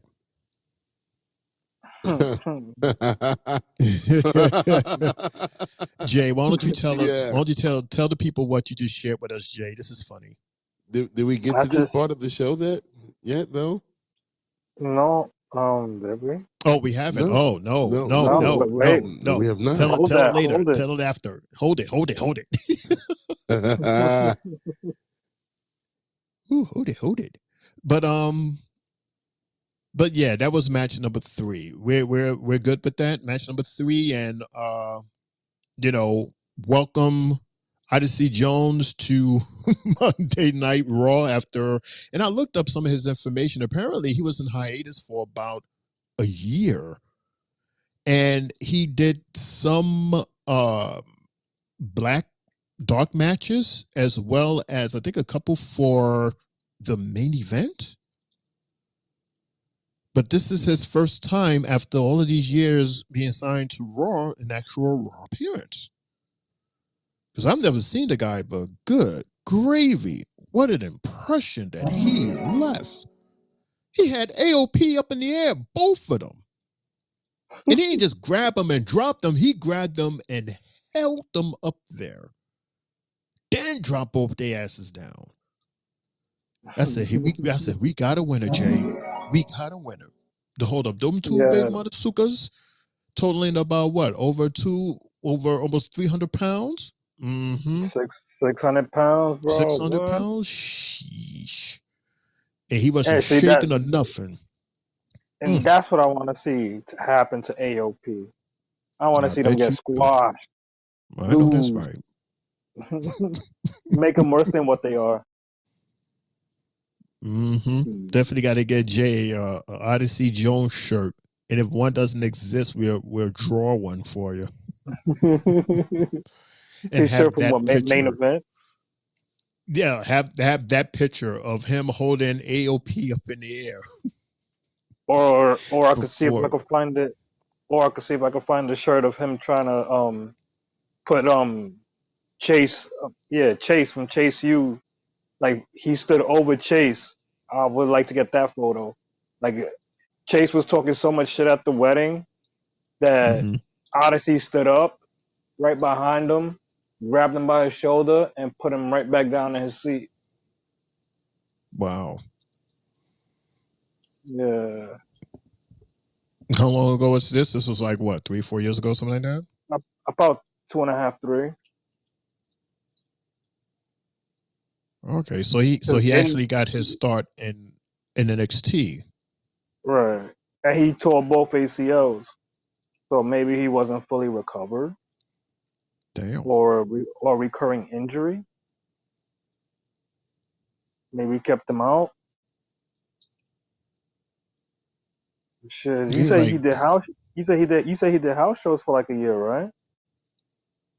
Yeah, I was looking up his wiki, and it was saying that he did a couple of like dark matches. So the other parts of the universe will basically got to see him, but TV wise we didn't. Not at all. Hopefully this this is the beginning of something new. Let's see, the new day, another new group. Mm-hmm. And we see Biggie approved. Yep. Yeah. He totally approved of that. And because we still don't know what Biggie's status is. I mean, he's currently doing how you call it? He's doing the pre-shows for the PLEs. Like that's what he's been doing for the several couple of PLEs that we have when they have their pre-shows. he's right there at the table with Wayne and Homegirl. Is that who is that, Jackie or Kelly? One of them two. Mm-hmm. And then they have a guest before they had CM Punk. SummerSlam, they had this guy. I forgot this short boarhead guy name, but he does a lot of the PLE press shows also. But Big E, he's right there, like just he's doing his thing. So even if he never steps into a ring ever again, he's awesome as a pre-show host. Possibly do some backstage interviews. Like they're using him. He's being used. So. And maybe because, and I say all that, Jay, because you see this dude, Odyssey, he comes out, while New Day is having a match. So you automatically, with everything that was going on, you automatically jump to the conclusion that is Odyssey the third man? Is he the third guy of the New Day? So they're not going to split up, which is not going to be a solo. And Kofi is okay to compete. And now we have Odyssey. So now we have three guys again. He's the replacement. And then Big E, he shows us a tweet saying that he's definitely down with this. That's how I would look at it. Maybe it's possible. Cool. But there was one other guy that wasn't as excited as Kofi. Kofi was excited. The other guy wasn't. So there's a new story there, or rather a new character that's added to that story. And I am all for it. And I am looking forward of seeing OJ a whole lot more. If that is what he is starting off showing us, telling what other tricks he has up his sleeve, Jay. Sure. There's a lot to see. I hope they feed us the right version of it with him. Because now they got our eyes open. And now imagine a fight with him and a guy like Bronson Reed.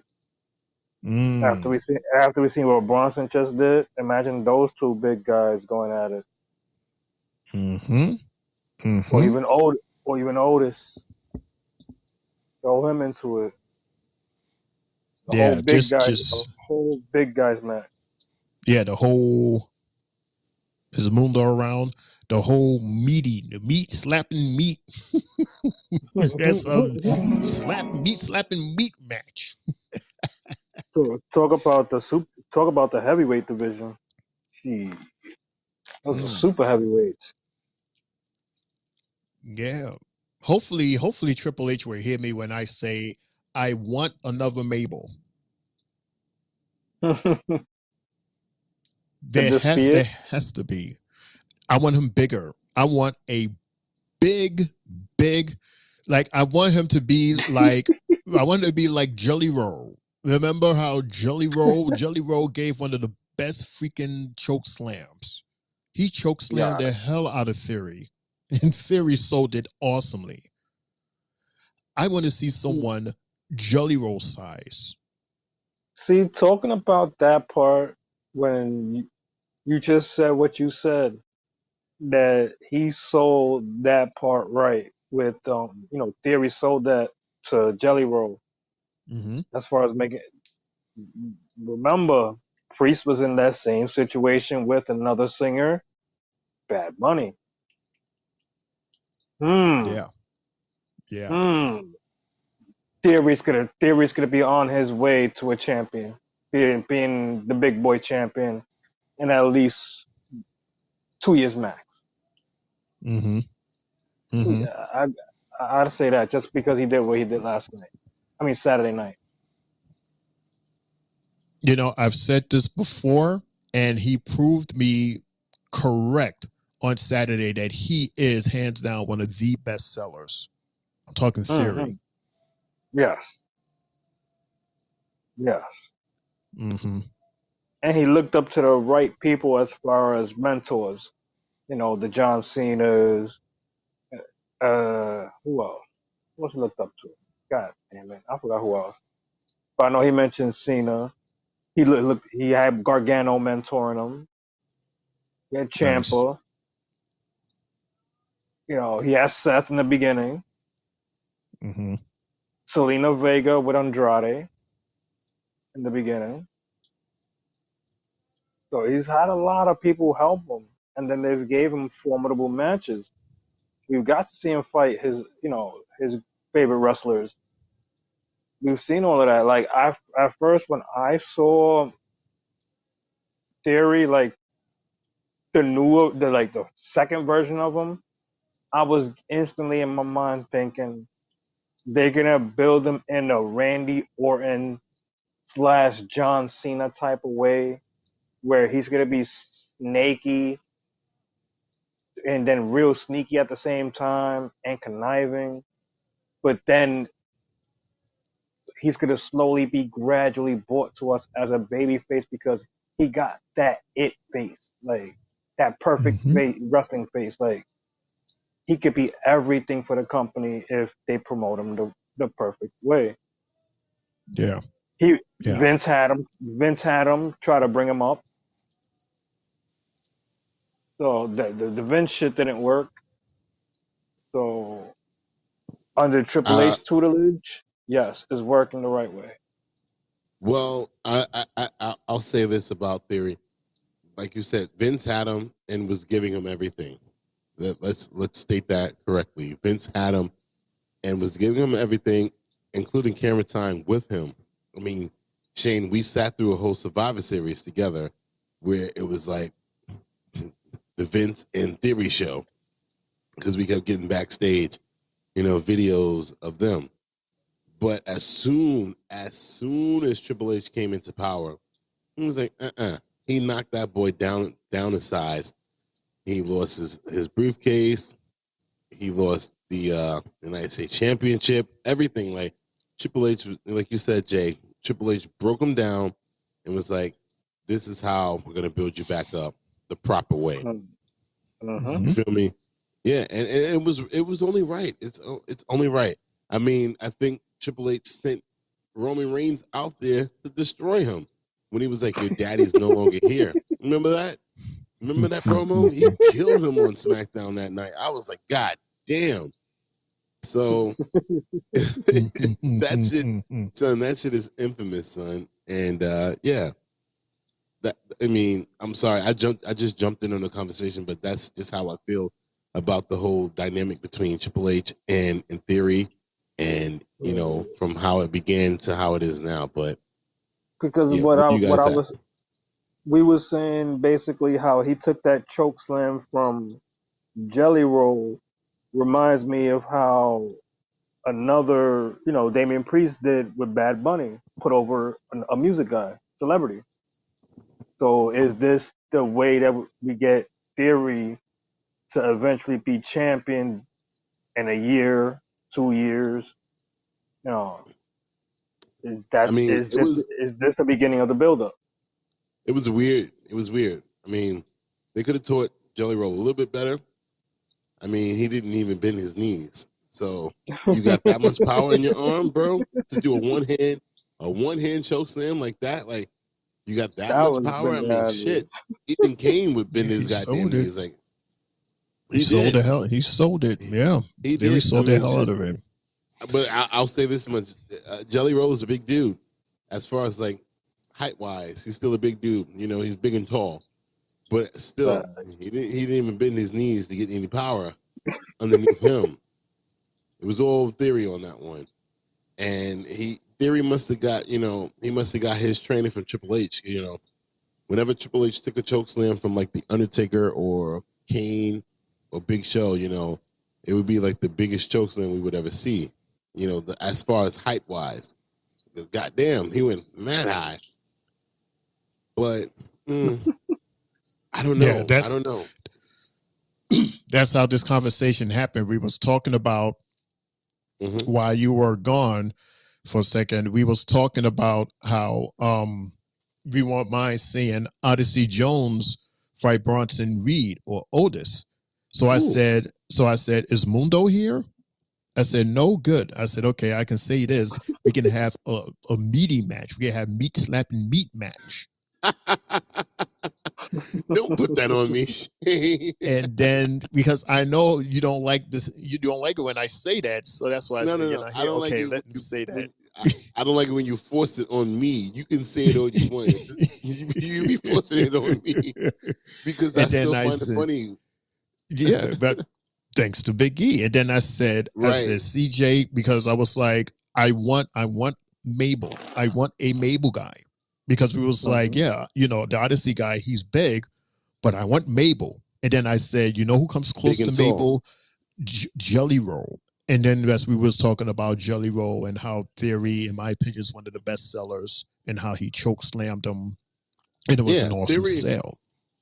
Theory has that. He has that Dolph Ziggler in him. He has that Shawn Michaels in him. He has that Triple H, that Ric Flair in him. I think that's the only reason why he hasn't been buried yet, because of the fact that he has that ability. Because in any other situation, he would have probably been buried by now. But he has, and I heard you guys talking about the look. He has it. And I think John Cena might have put his little stamp of approval on him as well. As far as like, yeah, he can be a guy, but we just got to work on him and maybe change the mechanics or whatever like that. So we'll see, though. Well, they have plenty of time. I'm still waiting on this whole situation between him and Grayson. I mean, kind of prolonging it at this point. We shall see. And again, happy birthday to Theory. He just turned 27, so Shane, can I do this real quick? Still got it. Do what, quick, Wes? I just want to give a shout out to my guy, Drew. What up, Drew? What's going on? I want to give a shout out to Hot Tua. What's going on? I see you there. Are you serious? Yeah, I'm looking at the listeners right now. I want to give a shout out to Jot, who's listening here from Australia. What's going on? Betty, what's going on with you? There's a Hot Tua here. And of course, I want to give her a shout out. She's late, but she's here. The one and only Spotlight. What's going on, Spotlight? What's going on? Whatever. Shane, I don't have 3 bells. Can you give the 3 bells to everybody that's listening to us right now? What's going on, y'all? Thank y'all so much for joining us. It's the 3 Bells Podcast, Monday Night Raw Recap. Thank y'all. Hello, Spotlight.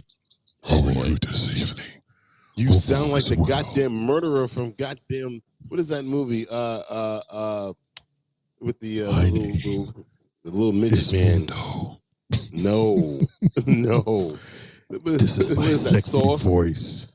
You sound like the murderer from you sound like the murderer from Saw. Yes, you do. You sound scary. Stop it. Do you want to play a game? No, that's how you sound. Whenever you give shout out, I don't sound like that. out, you go. Nope. I want to give a shout out. I don't sound like hell no. Do you want to play a game? That's what you sound like. Whenever I do it, ask LaWan. LaWan says that I sound like Isaac Hayes. You sound like the murderer from Saw. It's 2 different sounds. No, even Jay disagreed with me. Jay, right? Jay? Yes, I said it. Coño, Jesus. Exactly. Yeah. He agreed with me. You sound like the murderer from goddamn I don't Saw. sound like Mundo. I sound like a murderer. Yes. Yes. That voice was very scary. You want to play a game? That's it right there. I'm repeating you. I'm acting like you right now. Yeah, you want to play a game? I'll get you next time. Gotcha. What? Jay, only you. Jay, you know what? Nope. F you. F that. No, Jay, I'm with it, Jay. That's what Shane sound like. You know what Jay is, ladies? Jay is that guy that will call out the wrong name at that moment. Oh my God! I mean, don't come at your tag team partner like that, bro. Chill. And I'm being so nice. I'll be so chill. I never do. I never. Come on, Jay. I'm 100% behind you. It's me and you versus Shane right now. Oh, you only saying that because he agreed with you about what? Because he said, like you said, that I sound like a murderer. Whatever. Hi, Spotlight. Hello, Three Bills Podcast. I know I'm late, but I do want to say have a great night. I'm sure you had a great podcast, and I'll go back and listen. Shout out to us listeners, but moreover, shout out to the Three Bills Podcast. Shane O'Mac, Triple J, Mundo 24. Good night, guys. See, you got her in her goddamn murderer's voice right now. She's like, "Do you like scary movies?" That wasn't a murderer's voice. Do you like scary movies? That is not how your she said favorite it. Scary movie. You a mess. That is not how she sounds. You a mess. You a mess. First off, Spotlight, we're not going to sleep. It's Monday. You know how we do on Mondays. We go. The after hours. Yeah, we here, baby. We here. You in Texas, I'm in Florida. They're in Brooklyn. We all over the map right now. Mm-hmm. Hawk Tua, where you from? Where you from? And Jocks, I've been waiting for you to talk to us. What month is this? August? I've been waiting you to talk to us for like 7 to 8 months now. Send a message, my man. Send a message. I know you like to be entertained by us or anybody on stereo right now, but I would love to hear from you and just give us some feedback. You've been with us, damn this since day one. Please. Oh Please man, do so. only if he was on when the other guy was on. Both we would him and Muse together. No, but he's ahead of Muse. He's in tomorrow. Right now for Jocks, it's Tuesday already. Like far into Tuesday, going into Wednesday probably. Maybe he doesn't want to leave a message because he know that you'll make fun of his voice the way you make fun of Jay and I's voice. No, I love me a English accent and I love me an Australian accent. I will never do that. I love those accents. I wish I had one of those. What? And you love Spotlights also. Here she is again. I do love scary movies. I am a member of the Resurrection Media. He is directing. He retired and he is directing horror movies now. Anyways, first black. Well, I don't know that he's the first black horror movie mogul though. But anyhow, I'd give him a shout out. Kind of blank right now. His name's Earl. Is it? What? I don't think it's Earl. Don't stop.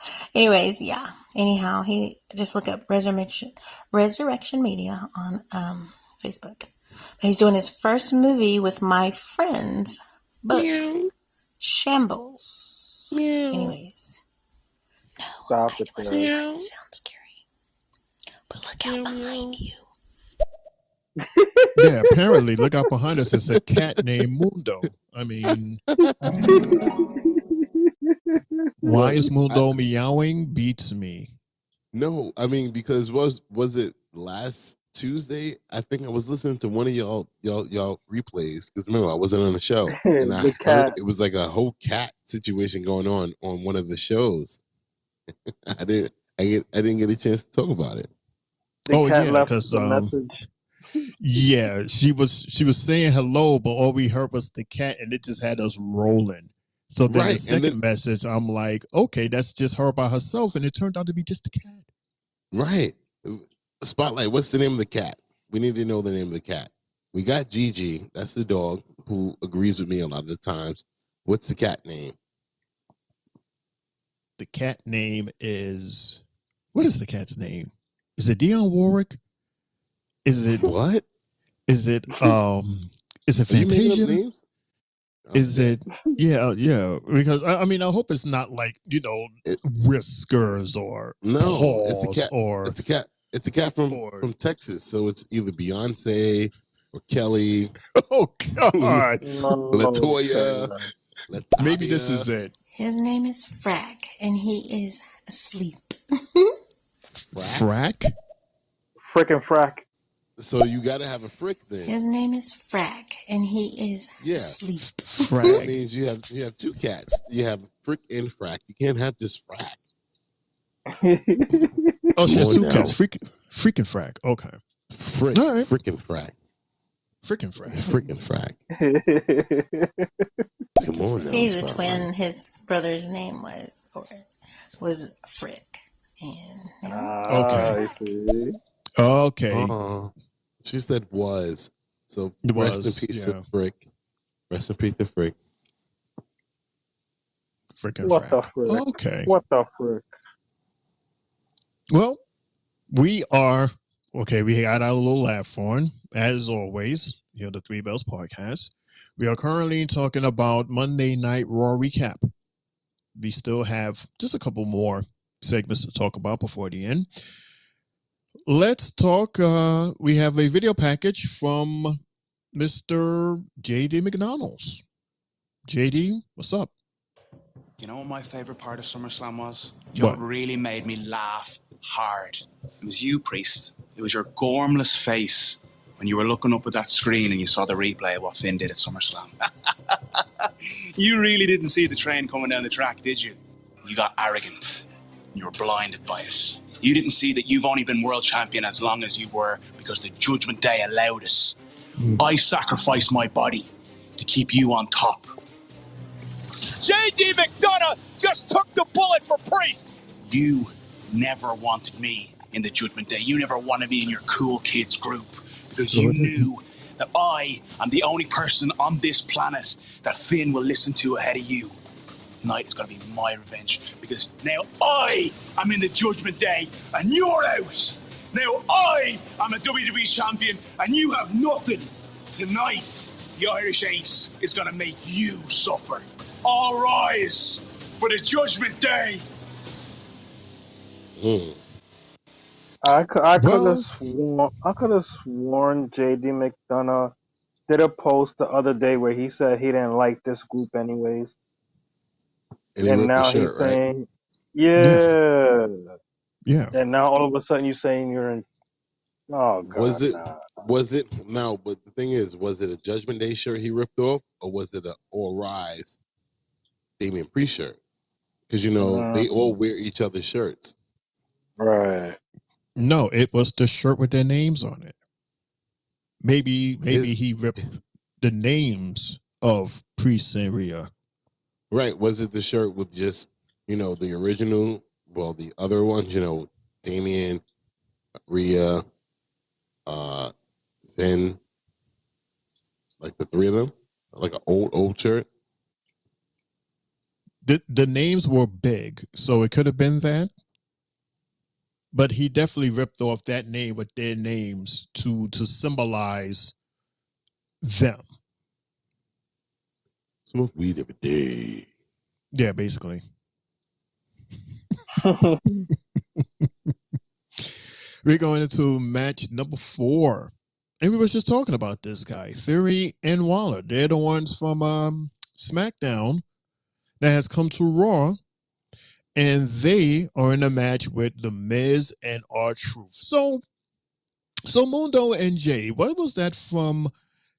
That was from SummerSlam, right? It was thanks to The Miz and R-Truth that Jelly Roll chokeslam Theory.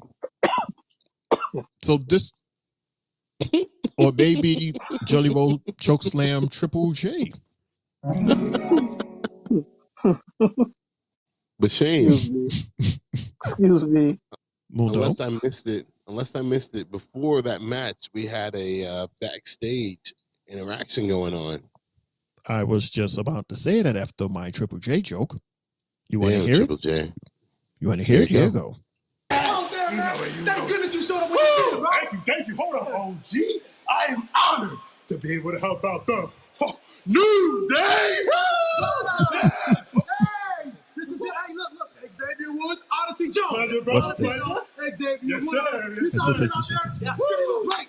That's a powerhouse right there, baby. Woods is not happy. All right, I didn't know you guys were friends. Yeah, hey, man, we linked up at the PC when I was I rehabbing, bumped man. into Kofi, and he told me that y'all needed help with the Final Testament goat balls. Yeah. So Big O had to pop it and even it out. Come on, you know this. Alpha Academy. Xavier Woods, you a With a new dance, Jay. Mm-hmm. So Xavier Woods wasn't really too thrilled with the whole thing with Kofi and Odyssey, but Xavier was more into the whole situation with Tozawa and Alpha Academy. Yeah. Like his mood just changed and right. And not to mention he just teamed with them 2 weeks ago, the last time I saw Raw. Yeah. Mm-hmm. Oh boy. Oh boy. Yeah. So before you guys talk about this match, hey, let me put a smile on your face, Mundo. The doctor's in the house. Oh, it's your boy, Dr. Killjoy. What's good with Hood? Palms really good with Hood. Hey, what's going on, guys? Sorry I'm late. I was over here doing some things and stuff like that. You know what I'm saying? But I'm in here though for match number 3. I think you said 4. I think something like that. There. Either which way, our Truth versus Awesome Truth versus A-Town Down Under, and I gotta say, I'm impressed with A-Town Down Under. They're a good tag team. It's all good and all that there, but it's gonna break up soon enough here, and I'm waiting for it. I'm waiting for that Austin Theory face run. I'm waiting for that face run for Austin Theory, because he's got the best time for Austin Theory was when he was playing stupid and dumb in NXT with the I ain't got enough time. Hodge boy at the Killjoy. Smoke weed every day. Smoke weed every day. But we was just saying that. We was just talking about that. Yeah. Just saying that. All right, so Mr. Mundo, Mr. J Boogie, let's discuss match number 4. Yeah. With this match, I'll leave all the movesets, everything to Jay. But for me, my first thought in watching this match, after R-Truth tagged in the Miz for the hot tag, I was like, wait a minute, is this a squash match for the Awesome Truth? To squash A-Town Down Under? I'm like, oh shit, the Miz was on one tonight. The fans was behind him. It's still new to me to have the Miz be a fan favorite, for as long as he's been so far. I'm a Miz fan, whether he's a heel or not. And it was just wild for me. They were behind him 100%, and I loved it. And the Miz looked good. My guy looked good tonight, whether it was his vintage stuff or anything in between. And I was just like, hell yeah, let's go Miz. And the crowd just kept energizing him, and he looked good until that secret tag from R-Truth that the Miz wasn't even aware of. And I'll pass it on to Jay from there. Jay? Yeah, well, with what was going on in this match, you would see that Truth and Miz were definitely in early control, being the formidable tag team that they have been over the past couple of months, where they was busy clotheslining, throwing them out the ring, making Waller miss his elbows. Then also Truth picking up Waller after that blind tag, and the way he had him, it was typical R-Truth doing something silly in the match to cause it to end. Theory and Waller, they look good in the ring together, but this whole match sidetracked me by the outcome of it because I was expecting to see the full breakup right now tonight, Right. and we got a win. Now what does this do? It keeps them together. Oh God, Jay, like I feel you, and I'm like, okay, so we've been teasing like the breakup of A-Town Down Under, right, on SmackDown. right, But right. now, in a sense, if you really look at it, we're also teasing the breakup of the Awesome Truth with the Mm-hmm. many F-ups from R-Truth. I mean, between him tagging himself and without the Miz really knowing, because the Miz tried to go for the count, the cover for the pin, and the ref was like, "You're not the legal man."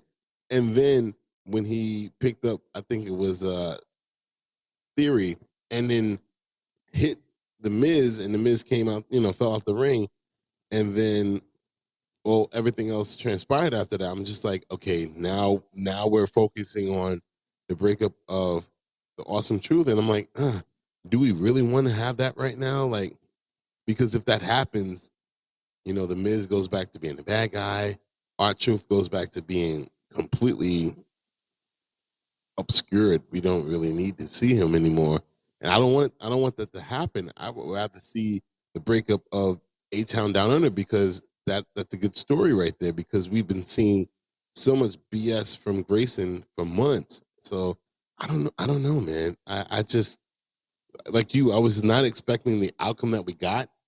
I thought it was going to be more of a happy outcome, but it was just more mess. And Mm-hmm. yeah, I don't know, man.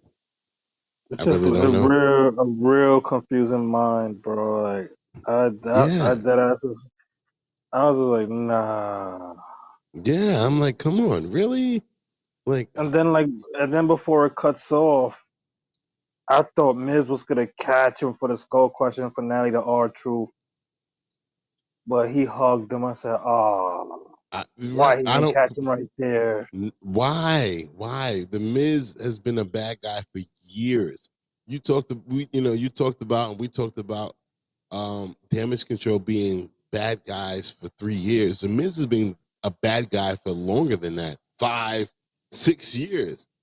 And a lot of people didn't believe in his face turn, and it's been really good, and it's been good for him, winning wise.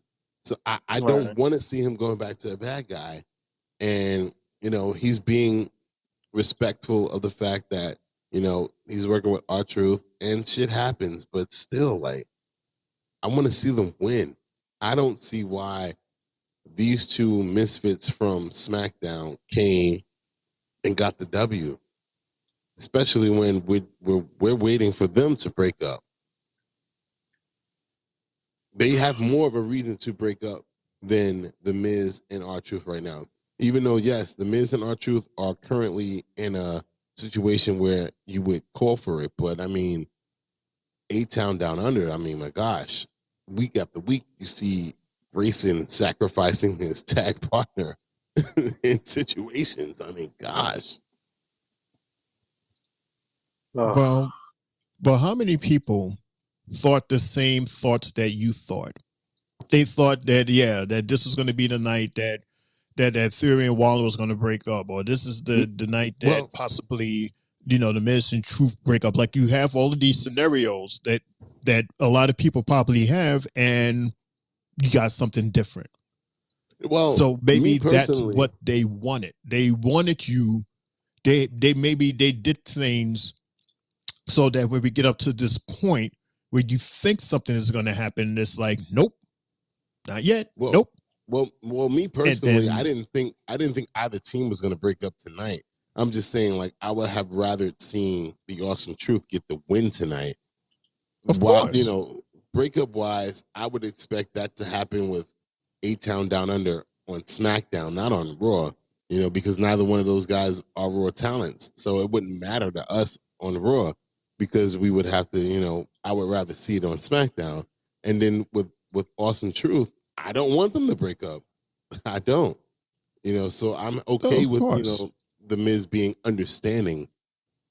Like I said, I would rather him continue to be a good guy because it's perfect for him.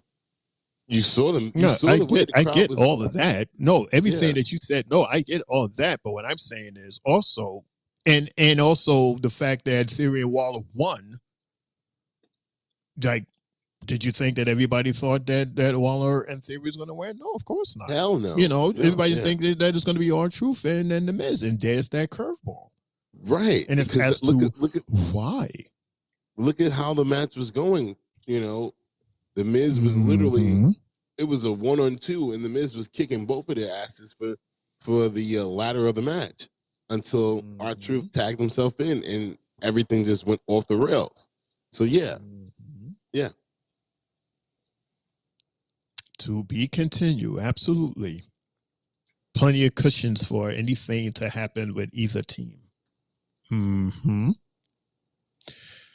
So with that being said, and by the way, let me close out by saying this. And don't get me wrong, I love Miz. He's the man. But dude, when he's on that microphone, when they come out and do the theme song, it's just so weird to hear R-Truth on the microphone. And even Michael and Pat mentioned that. I don't know. But let's move on to the video package. We have a video package of Damian Priest. JD, this beating you're going to receive tonight, it's a long time coming. See, I never wanted your ass in the Judgment Day. You sure did. Nobody wanted you in the Judgment Day. Except for one guy. The same guy who I thought was my brother. The same guy who betrayed me on Saturday. It's crazy to me that for somebody with a skull this big, you only have a brain like this because you're too stupid to realize you've already been betrayed. You think you're going to be the one to take me out? No, Balor's sending you to me to catch the first bullet. He thinks my clip is going to run out. But I got enough in the chamber for his ass, too. Oh, sure. It's like this, JD. He's on his New York shit. Sins yesterday. Tonight, I'm sending your big-headed ass straight to hell. That was a total New York line right there. Yeah, it's like no matter how many shots I let out, always got a clip in the chamber for you, homie.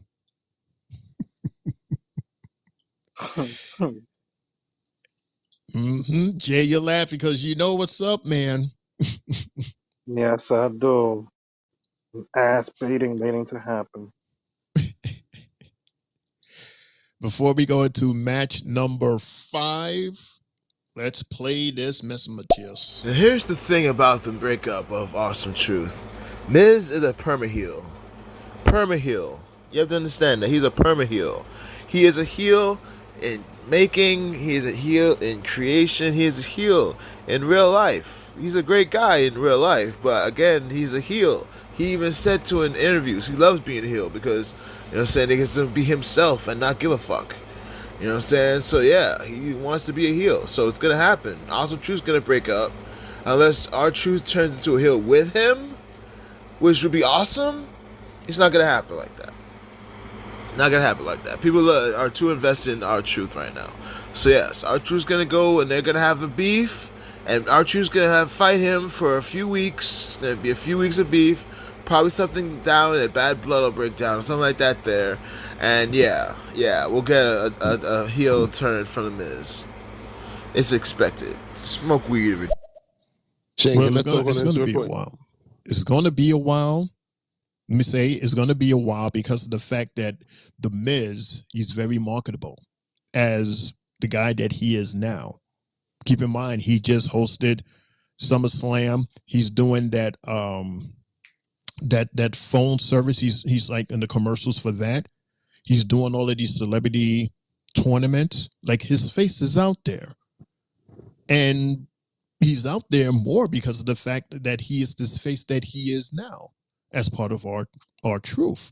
So This is going to stick for a while. I don't know when, but he's in a good place right now. He's in a very marketable place. Like, he's one of those few guys that's like the most marketable out of the entire roster. Mundo? Yeah, for me, we the Awesome Truth was created when both of them were heels, if we remember correctly. That's when they teamed up at Survivor Series to face The Rock and John Cena. They were heels at that point. And I don't see them going heel together. There's no point behind it. I mean, they're both in their late years. The Miz is in his 40s.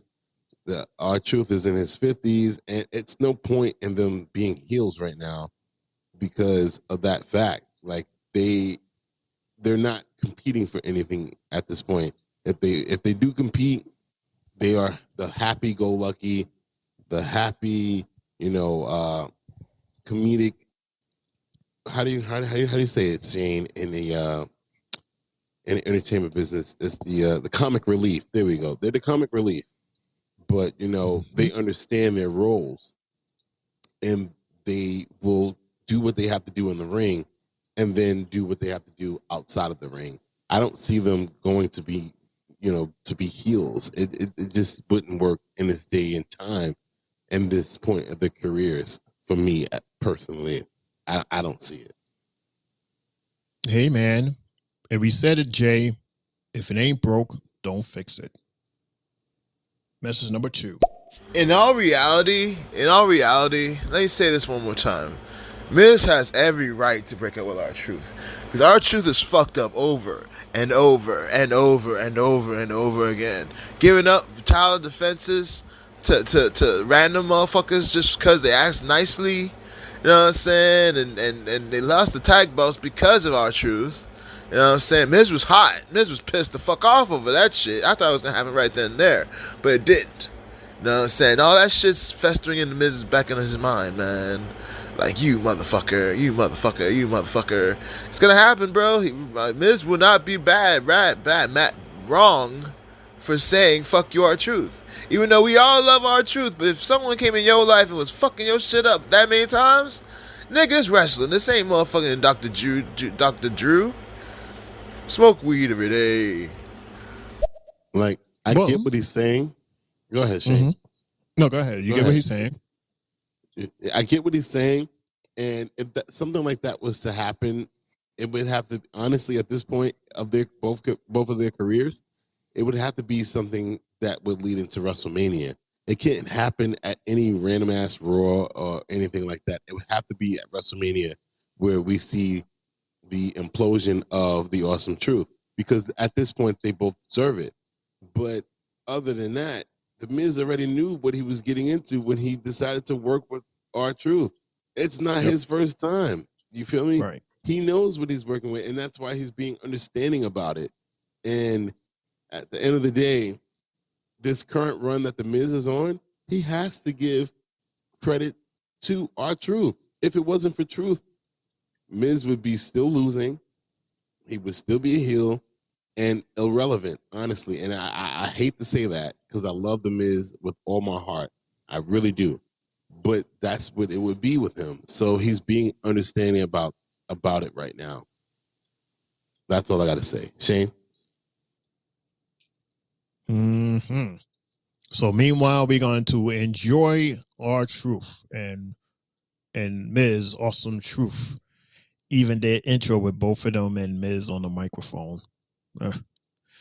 So let's go to match number 5, where we're talking JD McDonough versus Damian Priest.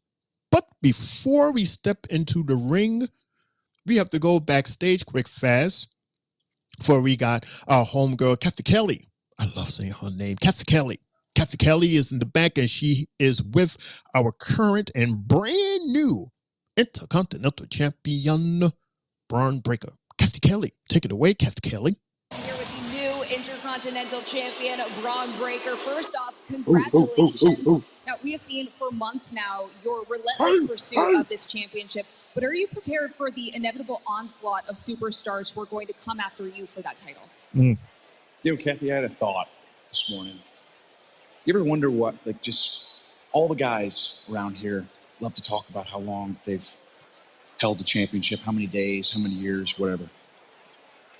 It's been less than 3 years since I've debuted on WWE television. Not SmackDown, Raw, I'm talking NXT from day one. Less than 3 years it's taken me to become the new Intercontinental Heavyweight Champion. As far as I'm concerned, I don't have a target on my back. I'm the hunter. The rest of the locker room is the hunted. I'm coming for everyone.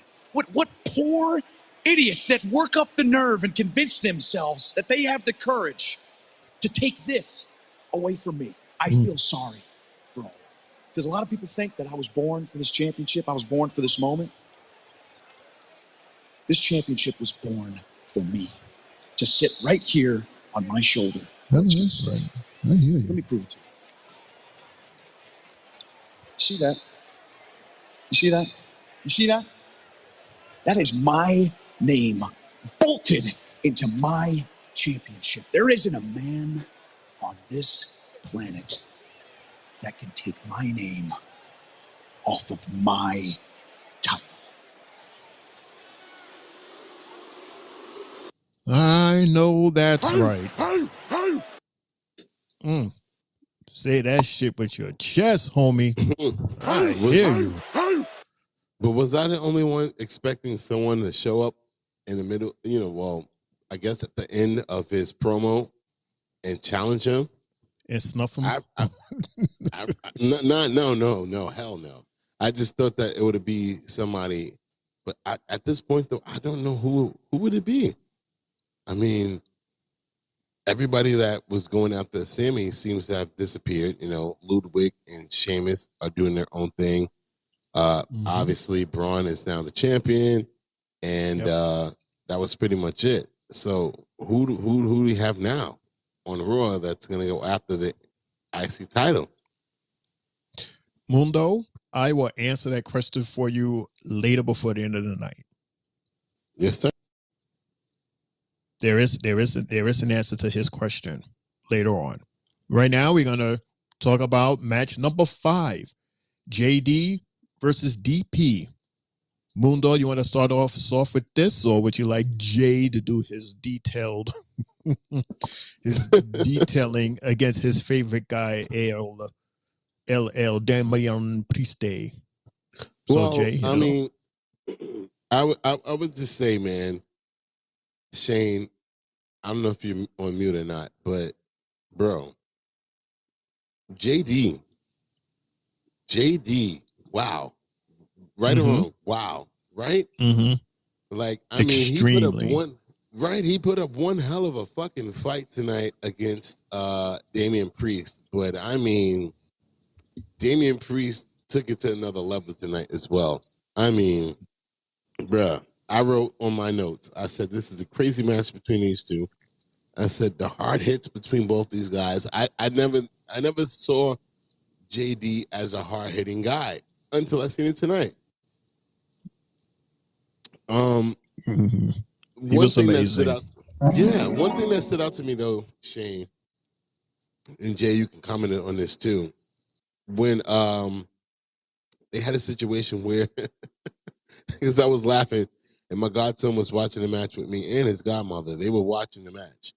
And JD slapped the shit out of Damian Priest like maybe 2 or 3 times. And it went, how, like, if you were a kid, right, and you were pretending to be a wrestler and you might have hit somebody the wrong way maybe 1 or 2 times, and it went from us pretending to getting real. That's what I saw tonight. JD slapped the shit out of Damian maybe 1 or 2 times too many, and then Damian was like, fuck this, and got up. He didn't sell anything, and he punched the shit out of JD twice. I was like, oh shit. I'm like, yo, nah, this match is wild right now. And I mean, man, overall, I was just in shock at how good of a match this was. Because originally, you probably would have thought this would have been a squash match with Damian beating the shit out of JD, but JD held his own. He held his own tonight. Might have had the wrong person on the side, outside the ring, which was Carlito, who wasn't really doing much for him. But I mean, shit. But I mean, it just continues on the type of trajectory we was on with Monday Night Raw tonight. I mean, everything was just like 9, 8 levels, 8, 9, and 10 over and over and over, whether it was backstage in the ring. Man, this shit was just crazy. Jay, you can go ahead with the move sets. But the way this ended, and we saw the new Judgment Day jumping Damian Priest, and I was like, oh shit. And then once we seen Liv get involved, I was like, okay, here we go. And then Mommy made her way down, and I didn't think that she was gonna get her hands on Liv, but she threw that bitch into the goddamn ring post a few times. It's like, ooh, ooh. Yo, I mean, this segment right here was spicy as hell.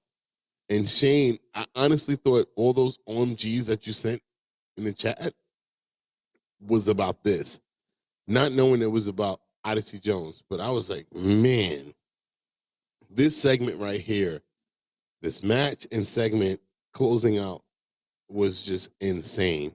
Jay, what do you think?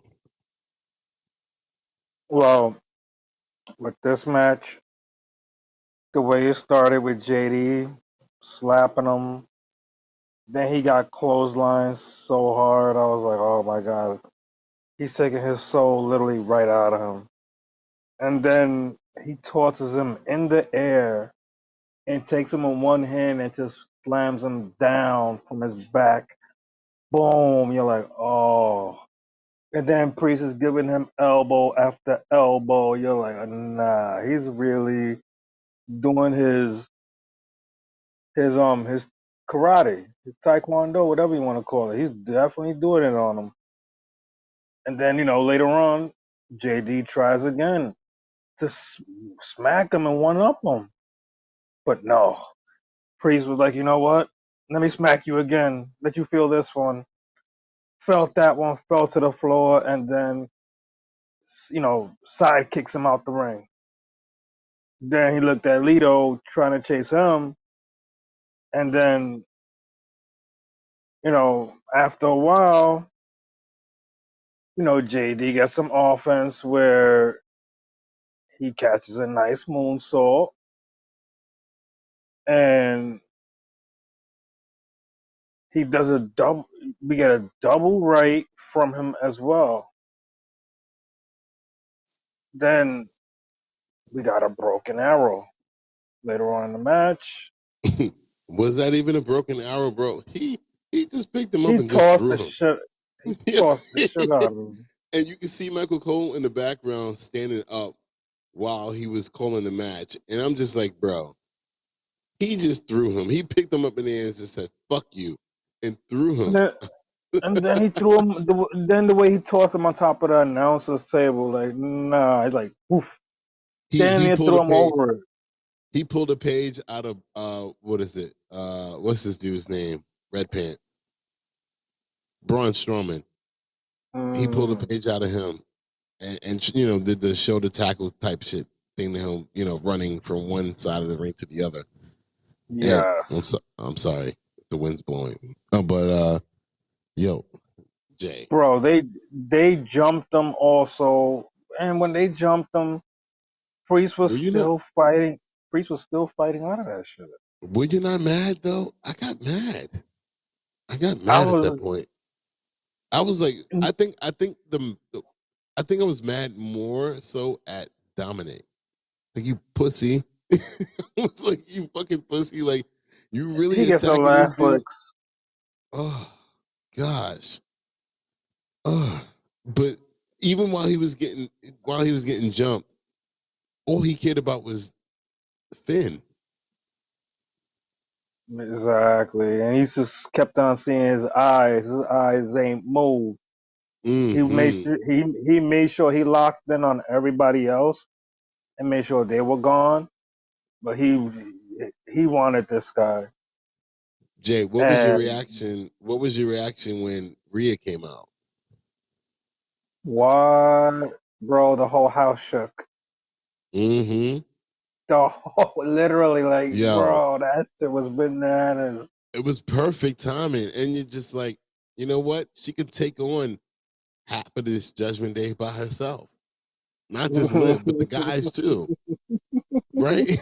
Yo. Oh Told my you, gosh. we getting So China. We getting the modern day China.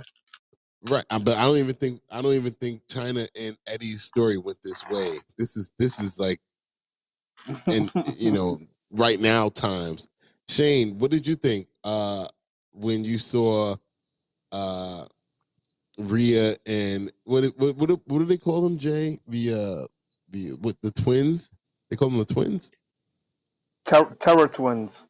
Right. What did you think, Shane, when you saw the Terror twins get the upper hand on the Judgment Day? The Terror Twins, who Rhea Damien and Damien. DP. Yeah, I was like, okay, while he was getting his ass stomped, I was like, okay, who's gonna come out and help him? I was trying to think who's gonna, and for some reason I was thinking the dude. It didn't even dawn on me that Rhea was gonna come out. So I apologize for if I'm being a chauvinist. I apologize for that. But yeah, No. having Rhea come out like that was awesome. And I like how she stood in front of was that JD that she that was face to face? And she gave that little wave and then just gave him that serious, like, that head blow. The headbutt that he does. She did it to him. Mm-hmm. Yeah, and it I was landed laughing at that perfectly. shit.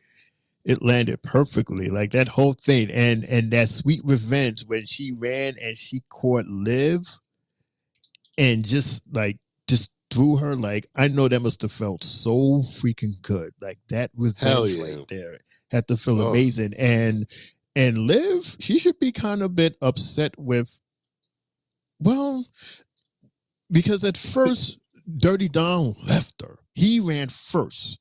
He was supposed to make sure that she was in front of him, so that he knows that she's safe. But instead, he ran off and she was behind him. But I guess he made up for it because he came back at that right moment before her ass would have cracked that table in half. Shane, So, you know what? I'll say this, Shane. You know why Dominic ran? Because mommy was going to kick his ass. Right. You remember how he got into the Judgment Day originally? Mommy used to beat his ass. And whenever him and Ray were out there and she would come and beat him, she would beat him up. So he remembered that. He was like, oh, hell no. No. I'm good. Right. But right. Mm-hmm. She used to beat his ass. She beat him into the point where he submitted and was like, I like you. Mm-hmm. I see that happening again. Like, I want to see a situation where she gets a chance to hit him, like beat him up. Because I know that's the bench that she wants on him as well. I think that's going to be something dealing with bad blood. And I think Triple H is going to draw this one out so much because, she's been going for so long. So, we're going to have a lot in her face. But out of all that, mind you, I'm telling you, I'm watching this with my godson. I'm watching it with his mom. My godson's like, who's the good guy and all this other stuff. I tell him who's who. And then we see after Rhea hits JD with that headbutt, oh my gosh. That was probably the damnedest chokeslam I've seen in years. That chokeslam that Damian Priest hit JD with, goddamn. I mean, that man went so high in the damn air and came down so hard. So damn hard. Mundo, you know who JD remind me of tonight? What's up? Spike Dudley. Yes, I agree. Spike Dudley. Mm-hmm. He's the weakest link of the Dudley boys or the Judgment Day, and that's the funny thing because Damian said it. He said it. You got fed to me, bro. You don't even see what's happening. He did. He got fed to him, and yes, I agree with you. And then we watched what's his name, Carlito, drag him out the ring after the fact.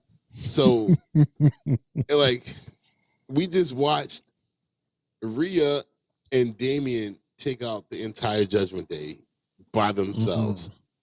Two. What is it? 2-5 at this point? Is it 2-5?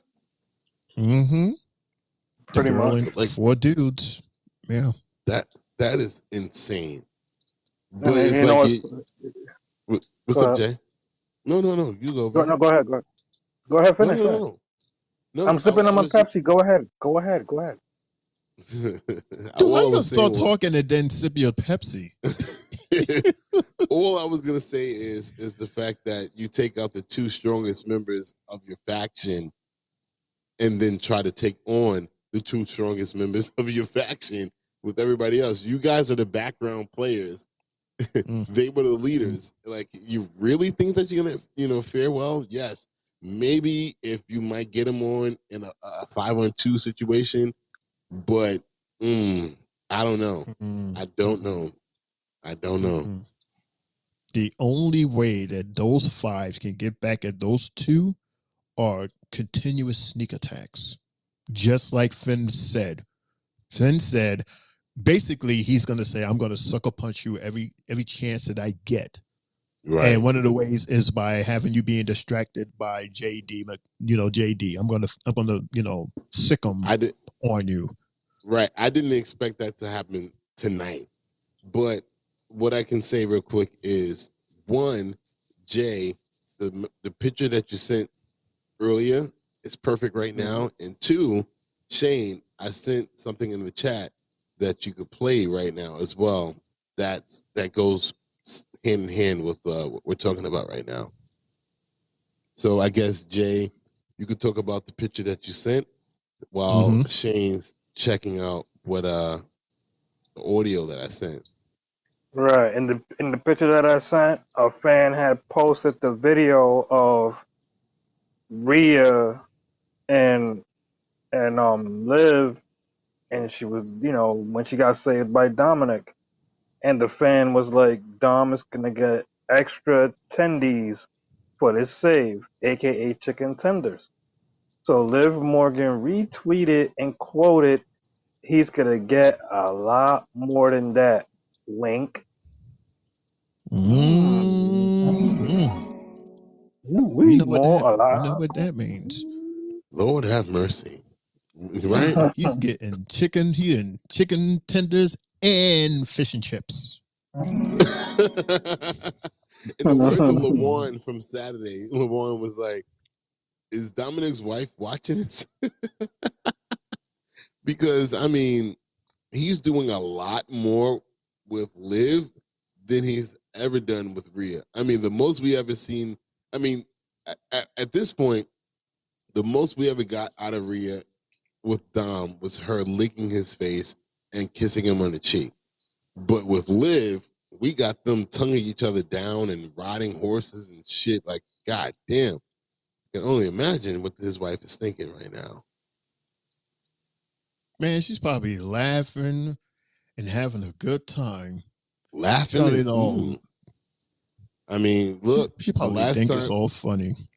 I mean, bro, the last time we seen a business relationship like that, it turned into a real life relationship, aka Stephanie and Triple H. Triple H.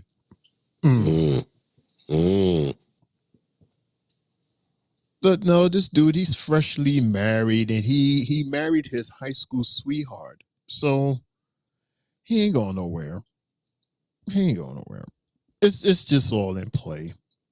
They're doing it in Hollywood all the time. So, but For you, Mundo, I'm gonna play this clip that Mundo had sent to our chat since we're on this subject of Judgment Day. Here we go. Damian, Rhea, I know you guys are preoccupied, but so much has happened over the last 48 hours. The betrayals at SummerSlam, the Judgment Day as we know it appears to be over, and you two seem to be on the outside. The WWE universe is dying for a comment. Can I get one? Stop you right there. They could call themselves the Judgment Day, but that whack-ass group is not the Judgment Day. Rhea Ripley and Damian Priest are the Judgment Day, not those clowns. Exactly. They think that they can come in here and try and claim something that was never theirs to begin with. We're the OGs for a reason. Oh, shit. And after all this bloody betrayal, I don't think they're actually ready for the brutality that we're going to hand them. They think they know pain. They don't know a damn thing yet. We're going to make it rain pain. All right, thank you guys for the time. I know it's a tough night, so thank you so much. Ooh. Wow. Dude, Wow. we literally have two temptations. We Just do. like you said. Oh my gosh. Wow. Who? Okay. Now, a random question off of that, right? And you guys are going to hate me because you guys like to have questions ahead of time. But Shane and Jay, if they had to bring in, I'll say, 2 more members to their Judgment Day, who would it be? No.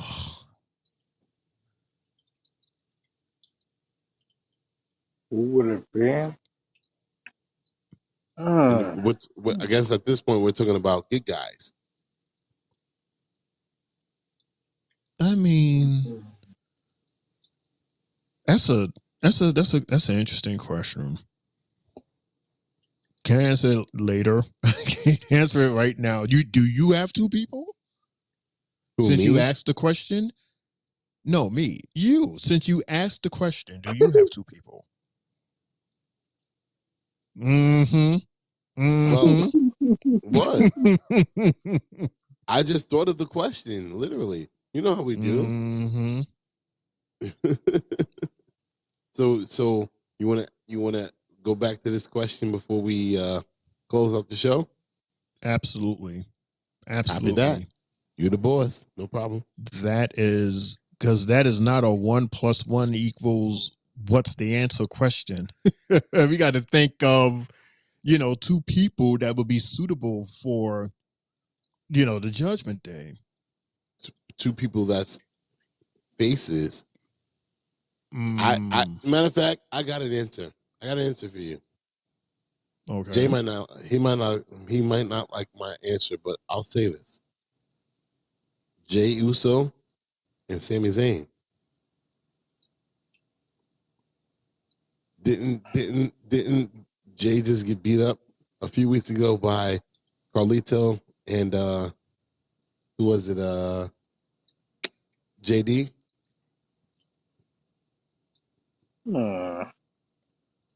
But you guys can wait till it. I can sort of see that. Yeah, because their beef is more so towards those Judgment Day guys rather than the OG. Remember, Rhea was like, "Why are you starting something with Jay? It has nothing to do with nothing." And then she was pissed off that Sammy got into it. She was like, "What the hell is wrong with y'all?" But Finn was just pushing it and pushing it and pushing it. But I'll wait until the end of the show so you guys can think about it more. But that's since you put me on the spot, that's my 2 picks right there. Would this be the opportunity for Jay to holler? Ooh. Because Jay is trying to holler, right? Mm-hmm. I don't mean Triple J. I mean Jay Uso. Damn it. Yes. Damn Yeah. it. Come on. And Shane, I'm sorry.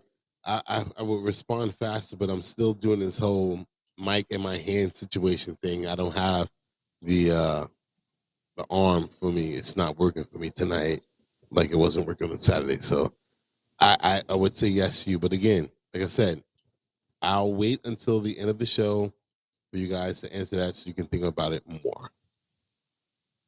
Okay. Okay. Okay. Mm-hmm. Okay. All right, so moving right along, we only have we have a couple more segments left. We're doing good in terms of time. We had a quick look back at SummerSlam, of course. See, we are totally different, dealing with different times, because there was a time where you wouldn't even see this much footage of a pay-per-view, because you have to pay to see it and still have access. You only have access for it for so long. And they used to have pictures. Remember, they used to show pictures of the highlights. And now you could go online, and I know on the WWE page, they have over 2 minutes of the Rhea Ripley and Liv Morgan match from SummerSlam, a pay-per-view, a PLE match online for you to see totally free. Shane. And then they showed a couple of clips here for tonight's episode. Mundo? Yeah, I mean, well, hi everybody. I was at the Hulk Hogan shop earlier today here in Florida, and while I was there, they were showing SummerSlam from this past Saturday, and I walked in. They were showing the whole match with Rhea and Liv, and what happened after that, and they actually showed the World Heavyweight Championship match with Damian and Gunther and how that ended. So it was, I guess that's a hot topic. Those are hot topics in WWE right now, because they have it showing in that shop. You know, I am so glad you said that, Mundo.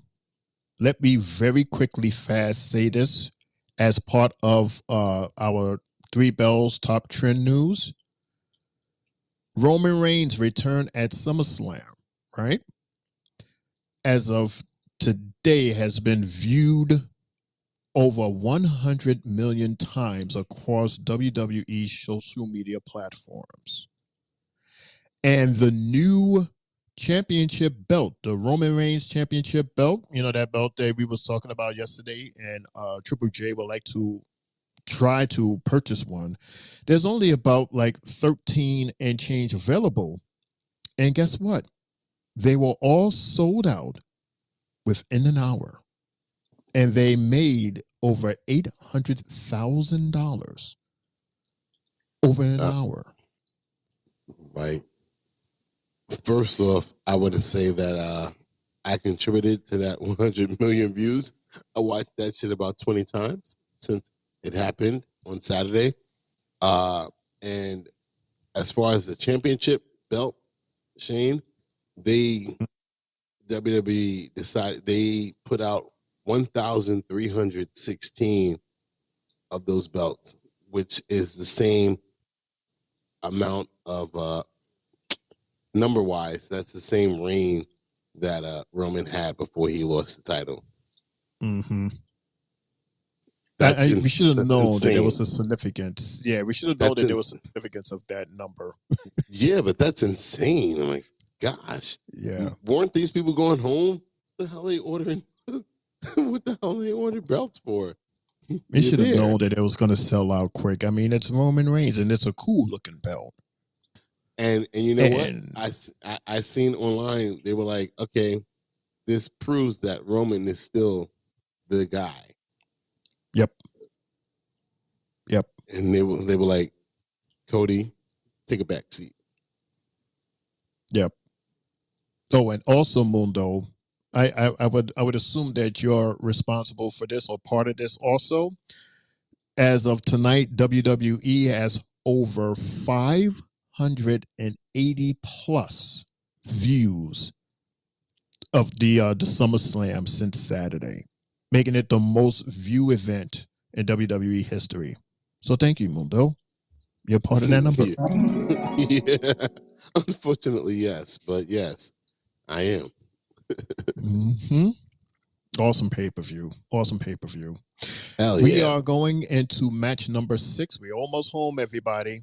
It's match number 6 with Miss Low Pop, Sonya Deville versus Io Sky.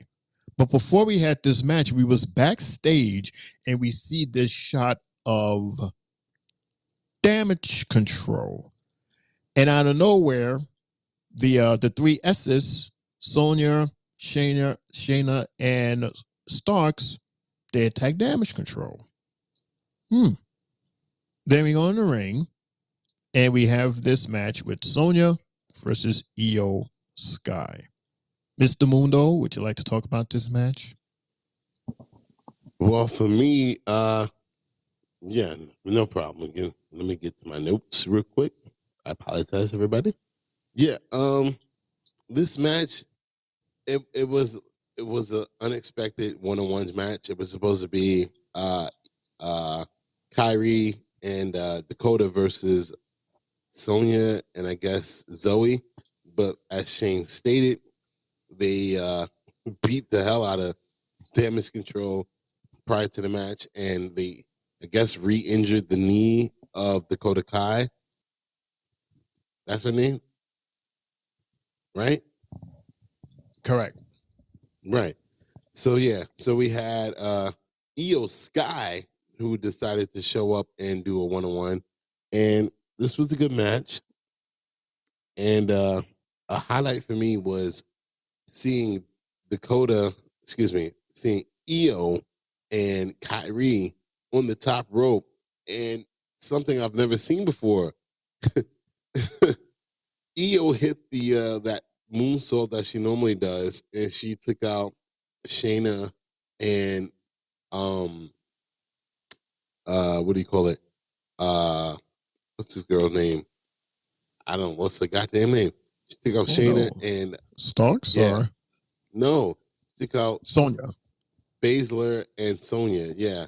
And then Kyrie took out Zoe with the elbow. And I was like, oh shit, okay. And I was just like, I've never seen that before. Two people on the same top rope going in different directions. That was pretty cool. Again, this is going on with the crazy ass Monday Night Raw that we got. It's a lot of stuff that we've never seen before. And you know, our girl Io, who seems to be a face now, she hit the moonsault onto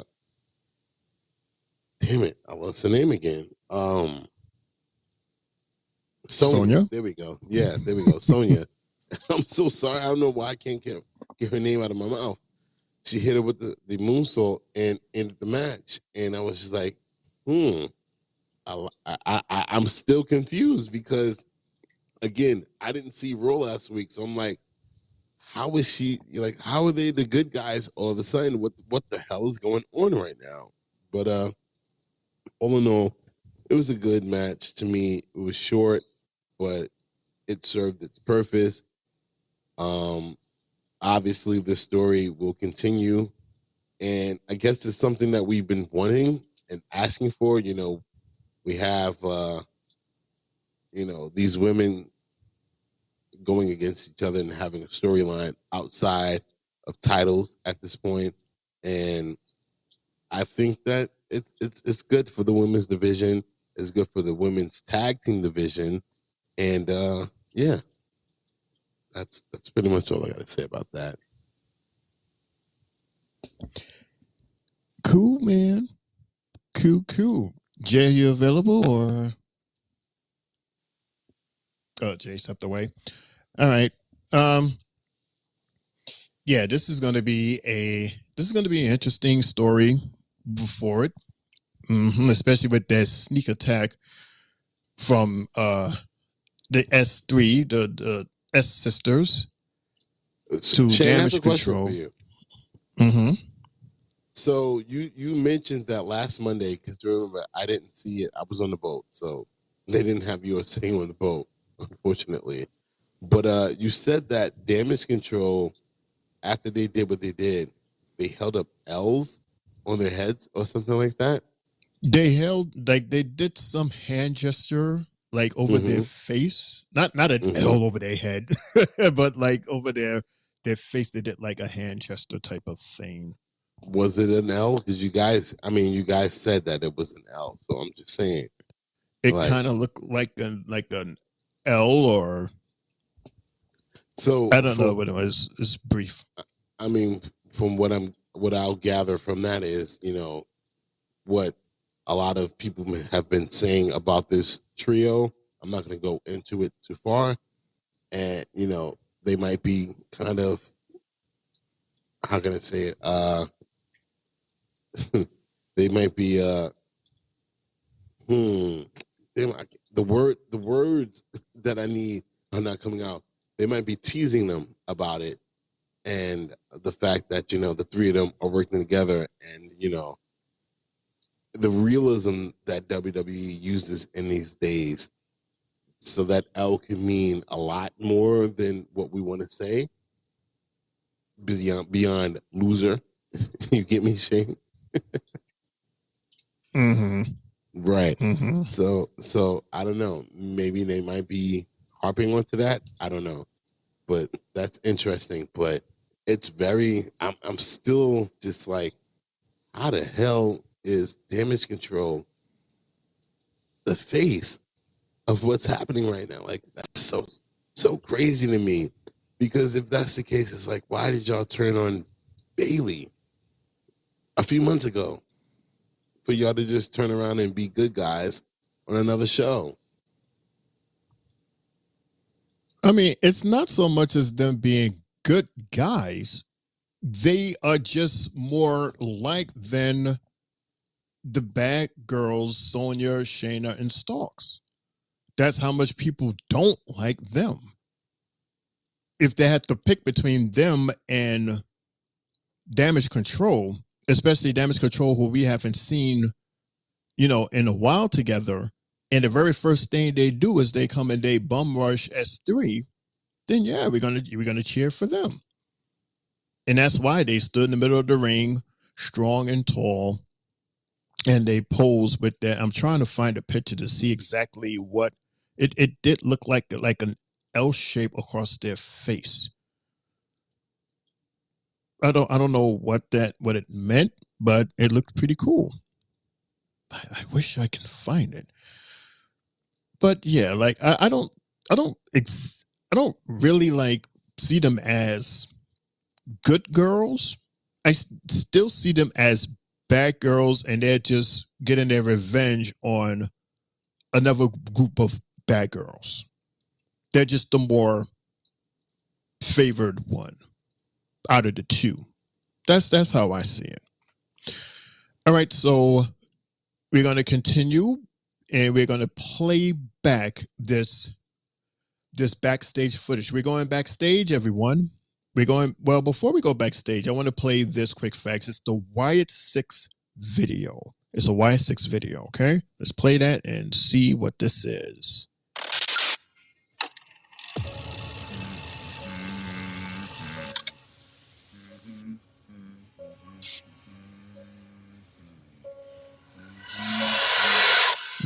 Mr. Casey. Control you. They locked you away. But I saw through their lies. Open your heart to the man in the woods. And now, we'll make them all pay for their sins.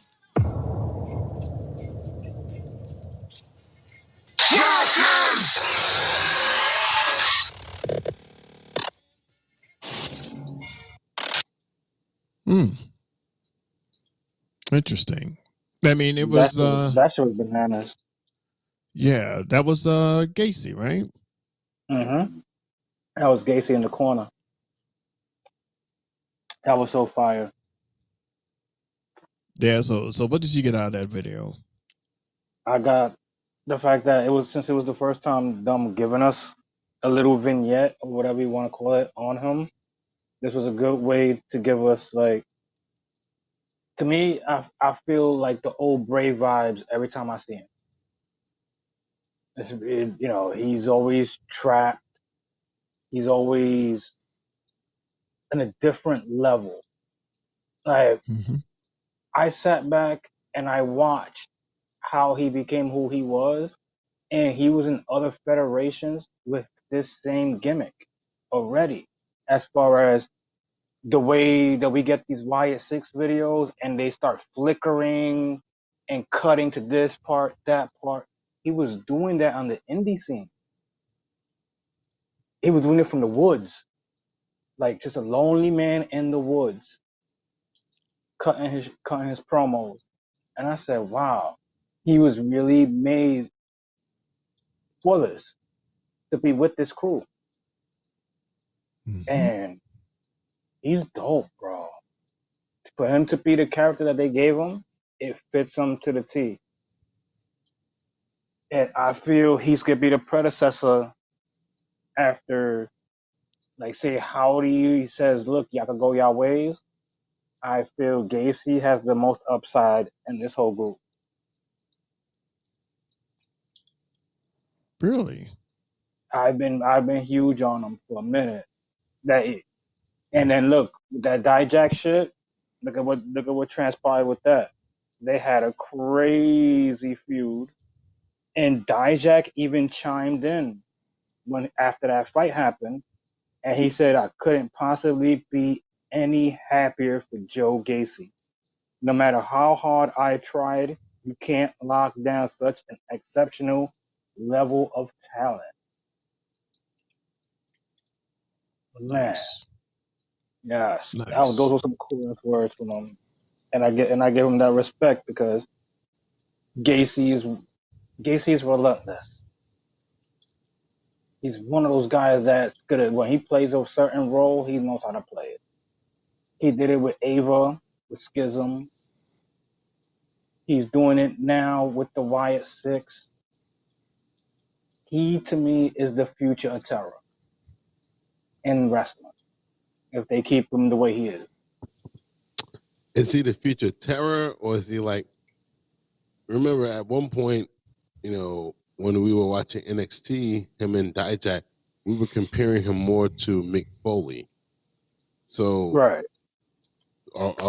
So are you saying that he's more towards the Mick Foley side of the spectrum, or are you telling us that he's more towards the Bray Wyatt side of the spectrum? Because that's two different things. I will feel that the version of him that we're probably getting is like a Husky, the beginning of Bray. The Husky Harris version. And the fact that he's playing the pig role in this whole thing, we're like, we look at it and we'll be like, yeah, it's perfect. So he's Bray early on. Right. He's playing the role that Bray did not like. Mm-hmm. When he was forced to be Husky Harris, he did not like that at all. So he made a mockery of it when he did the Firefly Funhouse. Mm-hmm. Who won the match? I'm sorry. I just got back and I did not see. That's the only match I did not see tonight because I was behind from jump. We're not talking about a match. We was talking about since you two stepped away, I thought I would play the YS6 video. And then Jay came in as I was talking about the video, and he was giving his thoughts on it. Copy that. I mean, I don't know. I don't know if I'm actually appreciative of them showing his face, but I get it. The only face that we never got to see technically was Nikki Cross, but Michael Cole told us who she was. But right, but we never seen her face. Everybody else's we did. And even his story, I mean, he's still that same kooky character that we saw in NXT when he was going against Dijak, and he had a situation with Oba and Sean Spears. Like, he's still the same guy in a sense. I hope Yeah, not. he was. I mean, I like him here. I like what he's doing. Like, his crazy character fits his crazy persona fits this here as a sick. He's one of the six. Yeah. So it fits. I like him. I love him with this crew. I really do. It makes sense. I mean, it does. It makes sense 100%. And I guess we get to see more of his character. First and foremost, let's say this. Congratulations to Joe Gacy being promoted from NXT to the main roster. Let's start there, because it's not like he got traded or anything like that. You know how Mello and Braun Breaker did, Dijak and all of them. He just found his way into the main roster. So shout outs to him, because last I remember, we were like, hell yeah, we want to see more of his story with Dijak or whatever, because we were impressed by him, and we were calling him the modern day Mick Foley. So shout outs to you, Mr. Joe Gacy. Thank you. Yeah. Hell yeah. No, hell yeah, for real though. I mean, like, for real. I love me some Gacy. Me too. Yeah. I mean, even Shane, remember when he did the smiley face with his face against the glass? Yeah. Hell yeah. That was spookily funny. Mm-hmm. Very spookily funny. Even the part where he threw the chair down when he was on top of the PC, and he was like, "Oops, sorry," when he almost hit Obafemi with the chair. That's what I'm saying. Like, he had the situations with Dijak and Oba. Same thing with Sean Spears. He was dealing with Sean too, but then he just disappeared out of nowhere. We didn't see him anymore. It was fire. It's fire. To be continued in a few minutes, is actually. But you had something else to say? No, Shane, well, I just have Fuego. Jay, what happened? I'm sorry, Shane. Was that was the last time we saw him, right? It was a situation. Did he fall off the top of the building? No, he just threw the chair down. He threw the chair down, but no, I remember it was a situation where he fell from somewhere, and Ava was like, "What the hell?" Like, she was going crazy, and then we never saw him again after that. Oh, when it was in the parking lot and he fell off the was it a trailer or something, or a building? It was. He fell off. It was the building. He fell off the building, and we never saw him again after that. And then and that was it. Yeah, that was his exit. Yeah. Mm-hmm. That was his exit. I am about to answer Mundo's question that he asked earlier, but before we do that, let's play from the doctor. Okay, question for the audience. Question for the panel. Hodge Boy Daddy Killjoy. How long is it until Sister Abigail, aka Nikki Cross, goes after the women's championship? Is she gonna push this Sister Abigail thing all the way to the top and become the new women's champion against Liv Morgan? Is she gonna take it from Liv, or at least be a contender? Who knows? She might take the supernatural thing and take it all the way through. That would be awesome. I would love to see Nikki Cross bring the Wyatt Six the women's championship. I'm just saying, could it happen? Yeah, it could happen. Is it gonna happen anytime soon? No. Hodge Boy Daddy Killjoy, smoke weed every day. Every day, but she's not Sister Abigail. That's Yeah, what she's Cole called her. Cole called her Sister Abigail too.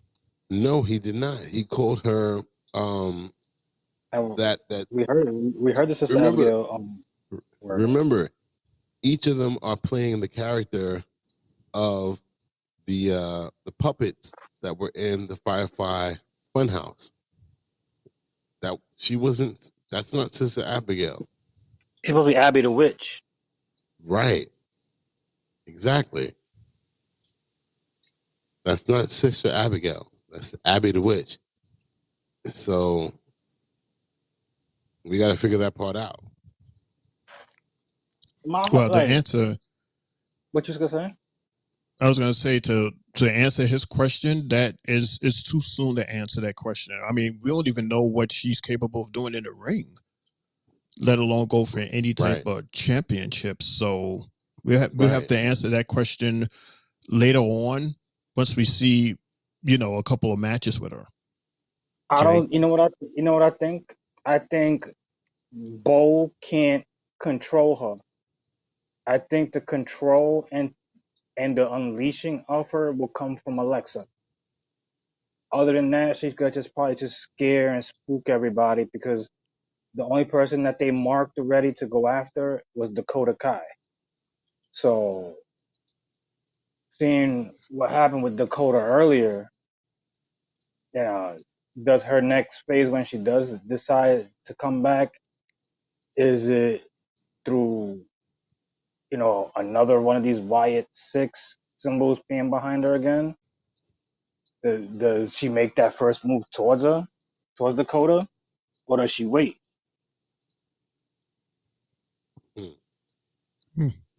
So you're saying that Alexa is the sixth member of the group? I will always feel that. I will always feel that she's the last one remaining, and she's the only one that can control the witch.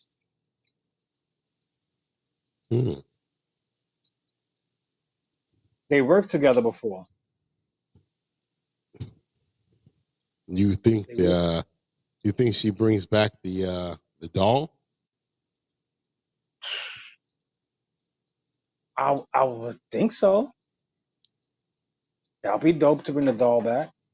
I don't know what Triple H. I don't. I think I got to the point where I really I don't know this guy, because what I got from the documentary, Triple H was 100% behind everything, and once he got 100% control of everything, is when he brought back Bray, and decided to start everything over and everything of that nature. So I really don't know, man. I'm not gonna say that you're wrong at all. For all I know, I what was it? I did a Did You Know or whatever like that about Alexa a few weeks ago, where she showed that she's back in the ring and doing moonsaults and stuff like that, but she wasn't 100% happy with what she's doing, but she's back in the ring. So I don't know, man. It's very interesting. Definitely to be continued. Totally. All right, so Mundo asked the question earlier in terms of who could possibly face Braun Breaker for his freshly handed Intercontinental Championship. We're going to go backstage now, and we're going to hang out with Sammy and Dragunov. See what they got to say. True Intercontinental Champion. This type of fighter who inspires people. Don't you forget that. Thanks, Ellie. That means a lot, buddy. And you know what? You're going to make a fine champion yourself. Take care. My dog. What's up, man? Come on, you know. Tough night at SummerSlam, Tough man. night at SummerSlam. But don't worry about that. Uso gonna shake right back. Jey Uso joins the chat. Oh, man, this one just feels a little different. Come on, man. You Sami Zayn, Oos. You know how to pick yourself up, Oos. Happy-go-lucky. Come on, Oos, Gee. Yeah, this one's just a bit of a tough pill to swallow. No, Sammy. This is going to happen, Oos. You're going to get that rematch with Braun Breaker, and you're going to get your IC title back and be the new Intercontinental Champion again. Yeet? Man, you already know I talked to Adam Pearce. I got that rematch next week. Why you messing me like next that? week. Stop playing with me. Breaker. I get my Intercontinental Championship back next week. Gee, hey, handle that, and then me and you going to handle some unfinished business against the Judgment Day, and then you going to be a double champ, Oos. Like that? Yeah, that's all. Don't never keep me out of circle. Come on, man. Did that answer your question, Mundo? Okay, yes, it did, but I don't see him winning. I don't see him winning though. He'll get his rematch, but it won't be a win. It'll be an L. It might be a longer L than the pay-per-view, but that might be the main event for Raw next week. But it'll be an L. Yeah, Jay? that's a big L. The huge one. He's definitely not winning that. Hey Jay, did you notice? And Mundo, did you notice the shirt? Eat, sleep, eat, repeat. Yes. He's on this Brock Lesnar shit, huh?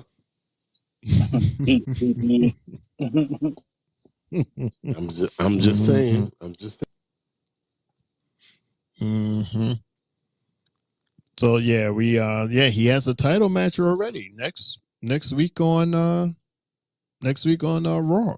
By the way, everybody, a 2 out of 3 bout match.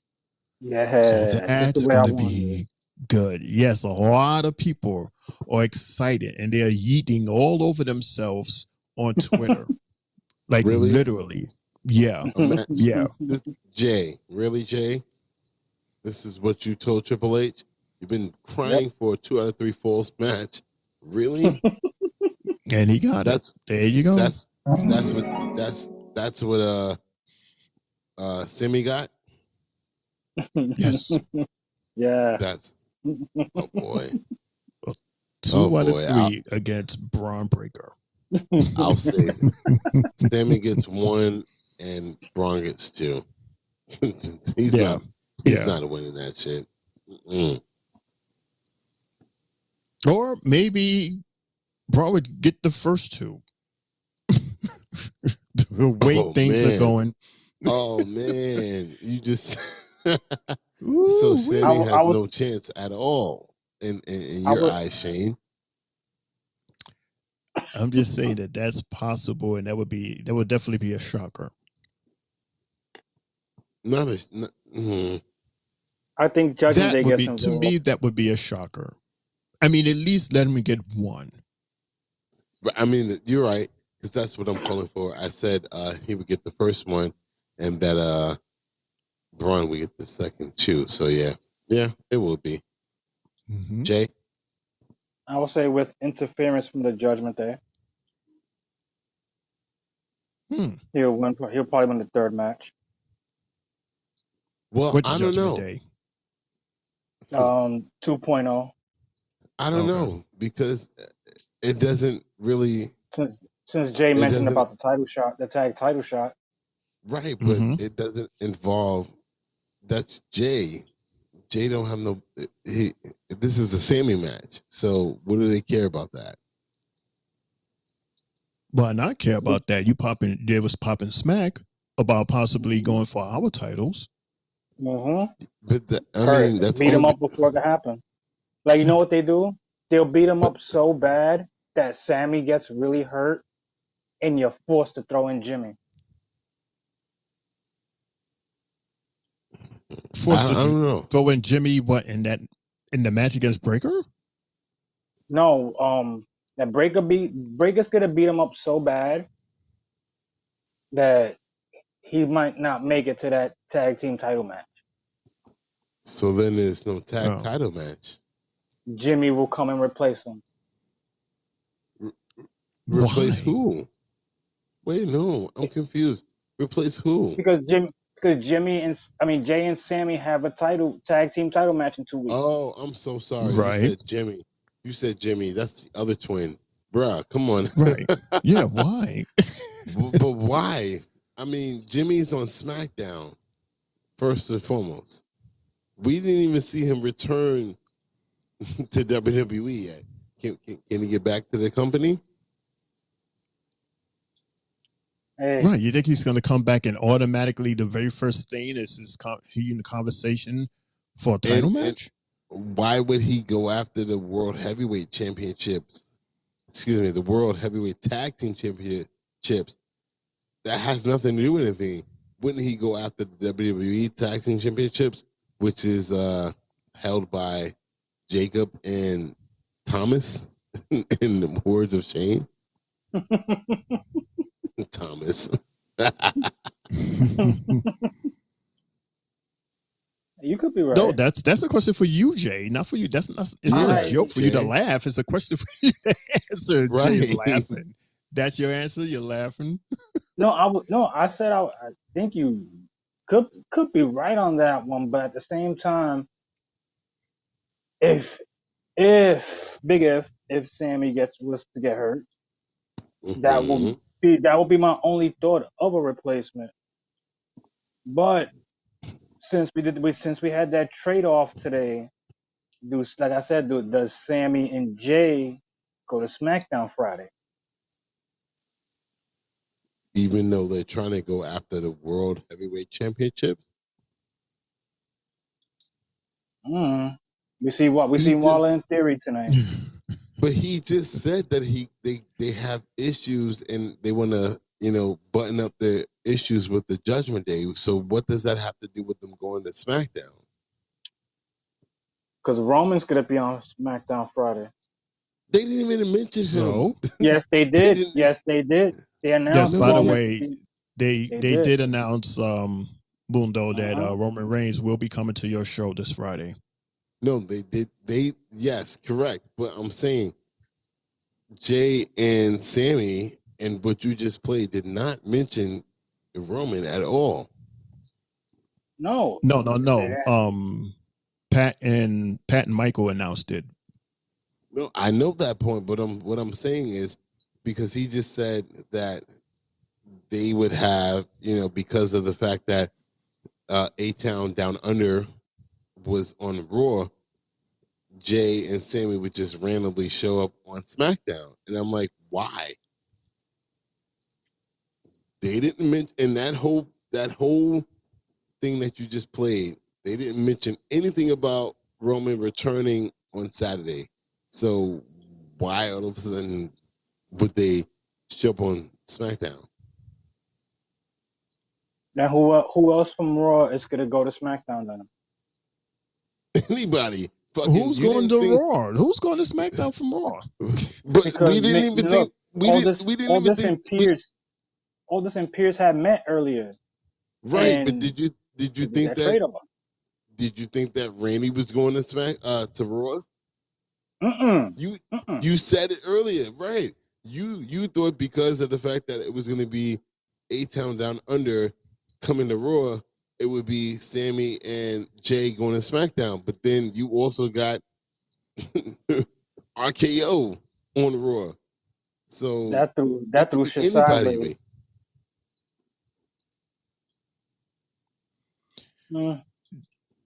Yeah, we might have to look back at what happened during SummerSlam because that was the reason why Theory and Waller came to Raw to handle their business from what happened on SummerSlam. And then in terms of Randy, he explained why he showed up, which made sense to set the mold for Bash in Berlin. Right, they were the main event of the men's King of the Ring situation, which was a Raw versus SmackDown match. Anything else, Jay? No. I was gonna try to see. Okay. I was gonna try to see where SmackDown was gonna be at this weekend. Try to give us a You better know, idea. at this point, what I think for SmackDown, Roman returns, and then he'll come back with Jimmy and maybe Paul Heyman, who we haven't seen in forever.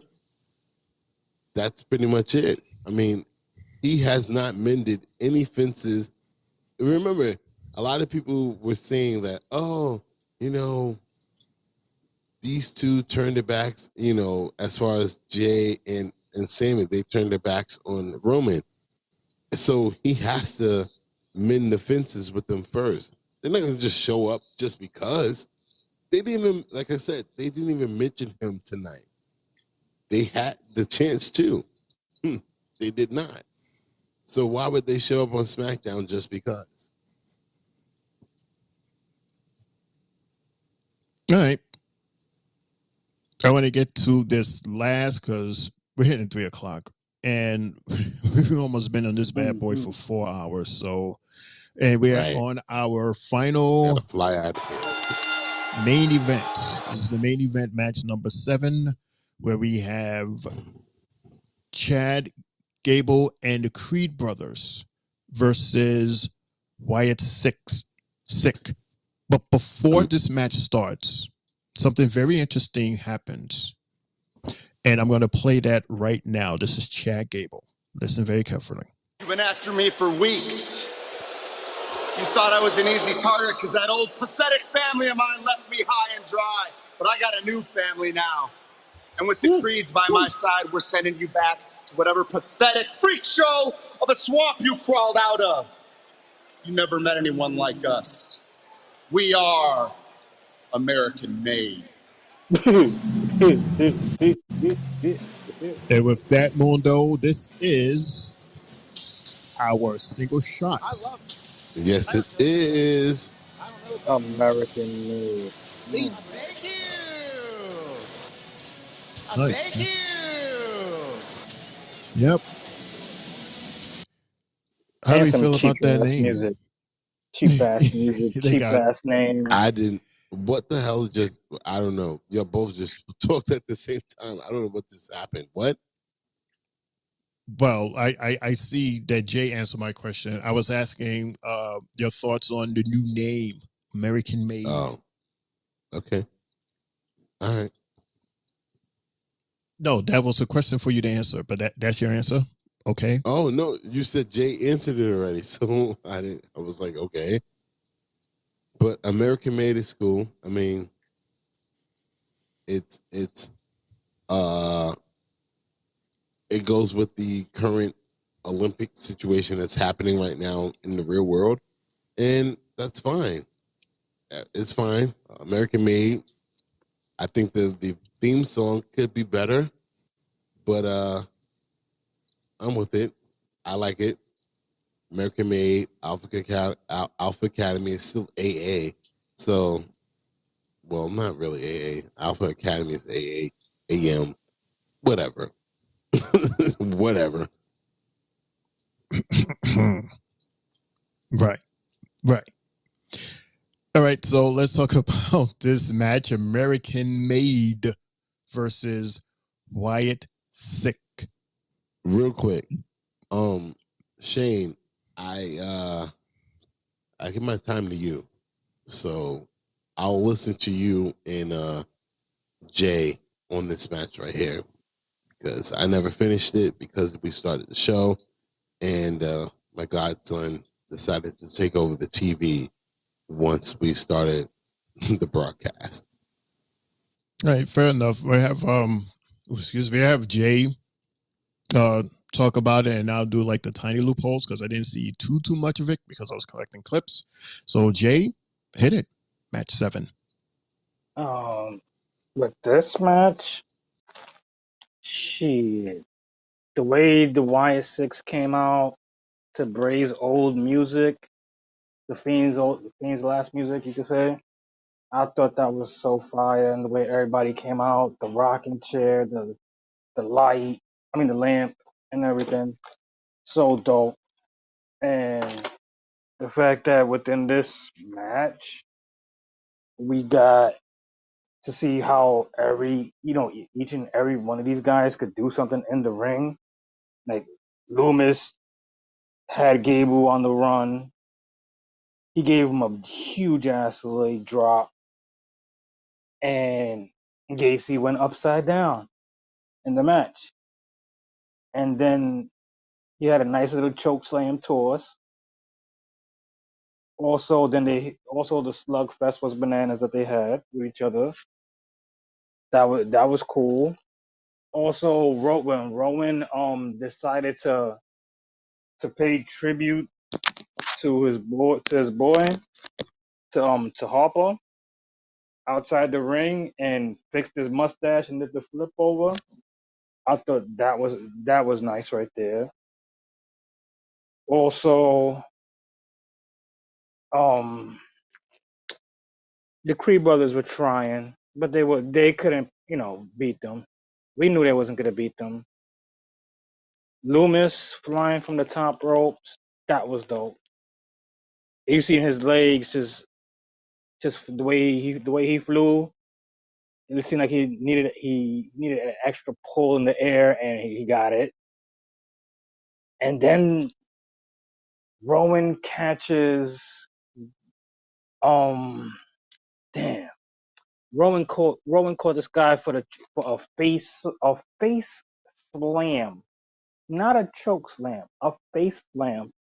Picked him up so high and slammed him down to the point where they won the match. And the way it went off and the show ended with all of them in the ring, pure cinematic, great way to do it, and good first win for the entire group. Happy to see them finally get some rub, and let's see what they can continue to build off this. I must say that this was quite a debut for Wyatt Six. I mean, they looked so strong and powerful, and Jay, that Gacy, he fitted perfect with them, and he looked real strong tonight. The way he did that move, where he ran to the rope and did like that handstand thing and bounce off, and then bounce back and do like that double clothesline, strong. Everything that he did, it just looked perfect, and his character and his demeanor fitted with the faction. It was good to see Eric again back in the ring, and I was reminded of his promo when he talked about how he lost both his brothers, and he's back in the ring, and he's doing his thing. It's like, man, bless his heart, man, to be so committed to this. And I see that you're being committed because you want to pay homage to your brothers. And shout out to American Made. They had a couple of good moves also. They had some good sales. But all in all, we witnessed the debut of two new factions for the first time in the ring together. This is an awesome, awesome match, Mundo, at the end. I really enjoyed the whole thing. So, yeah, that's what happened, Mundo. Hopefully we explained it and you have like a good picture as to what happened. Yeah, I mean, like I told you guys, a lot of people were upset at the fact that the Wyatt Six would be debuting tonight on Raw, but it makes sense in the circle that they like they told us tonight. But from what you guys told me, it was a good debut, and it didn't lack. And I personally, I did see the entrance of the group, and I was very happy with the fact that they decided to go with that Bray Wyatt theme song, because they've been teasing it for weeks now. And the fact that they actually played it, I was like, okay, I can fuck with it. And again, you gotta suspend reality and also just be okay with the fact that it's Bray's brother. It's his little brother right here. He's gonna always do what's best for the family and do what's best for his big brother. He will never do anything that will compromise what we have learned and seen from Bray, the Fiend, and all the other characters that he created, which is also Uncle Howdy. He created that. Bray was Uncle Howdy from the get-go. So the fact that you guys mentioned, that it was basically a good match overall and a match that featured the White Six, I'm happy with it. So, yeah, I'll go with that. Shane and Matt? Cool. And with that, ladies and gentlemen, woo-wee, after being here for nearly 4 hours, that's how jam-packed tonight's episode of Raw was. We are done with our Raw recap. But before we end the show and all of our shows, we ask that important question. Mm-hmm. What is your 3 bells match and or moment, or because of tonight, matches and or moments of the night? Mundo, I'm going to start with you, and then I'll go, and then we're in with NXT's Triple J. For me, again, I'll just go with match number 1. Sheamus versus Ludwig Kaiser. In the words of Samantha. I really enjoyed that match. And like I said to you guys earlier, the fact that it was a match that had no commercials and we got to enjoy the match from start to finish. That's my match of the night. And my moment of the night, bruh, I don't even know. Shit. Moment of the night. I don't think I have one. I'll just stick with match of the night for me. Channel Mac.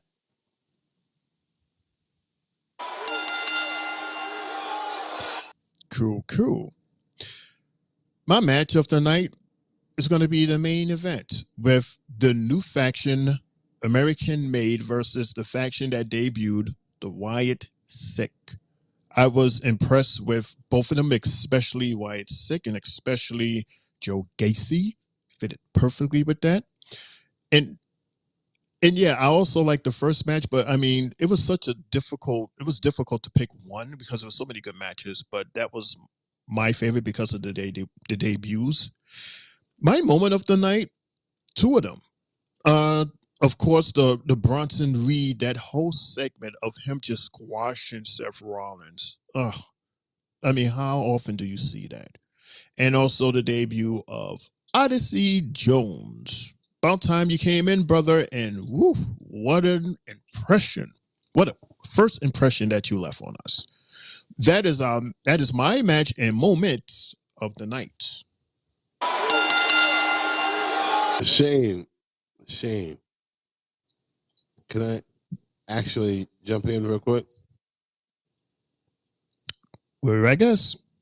Yeah, I'll say that my moment of the night is the 6 tsunamis that we got tonight from Brunson Reed. It's fucking incredible, and the crowd reaction is really what I want to highlight on. Baltimore crowd was freaking amazing tonight. So the 6 tsunamis and the crowd reaction from Baltimore is my moment of the night. Yeah, I figure you need a minute to have one. I'm like, how the hell you not have a moment on a night like tonight? Mm-hmm. Jay? My match of the night, I'm going to say our 4th match of the night with Damian Priest versus Carlito. just because of the fact we've seen an angry Priest. And I mean, yeah, I mean JD versus Priest, but we seen an angry Priest out there, and he was just kicking ass. JD was trying, but that offense we got from Priest tonight was unbelievable. And my moment of the night would be the fact that Odyssey Jones carried both members of AOP on the side of his hips and then dropped them. That was a sick moment right there. Besides, my other moment would be at the end of the show, just that Wyatt sick picturesque ending that we got with all of them in the ring. There you have it. Match and moment.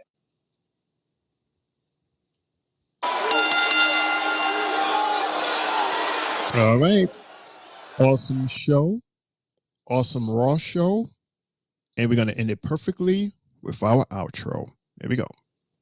And that's the bell, folks. You've been listening to the Three Bells Podcast with your hosts, Triple J, Mundo, and Shane O'Mac, bringing the thunder from the ring straight to your speakers.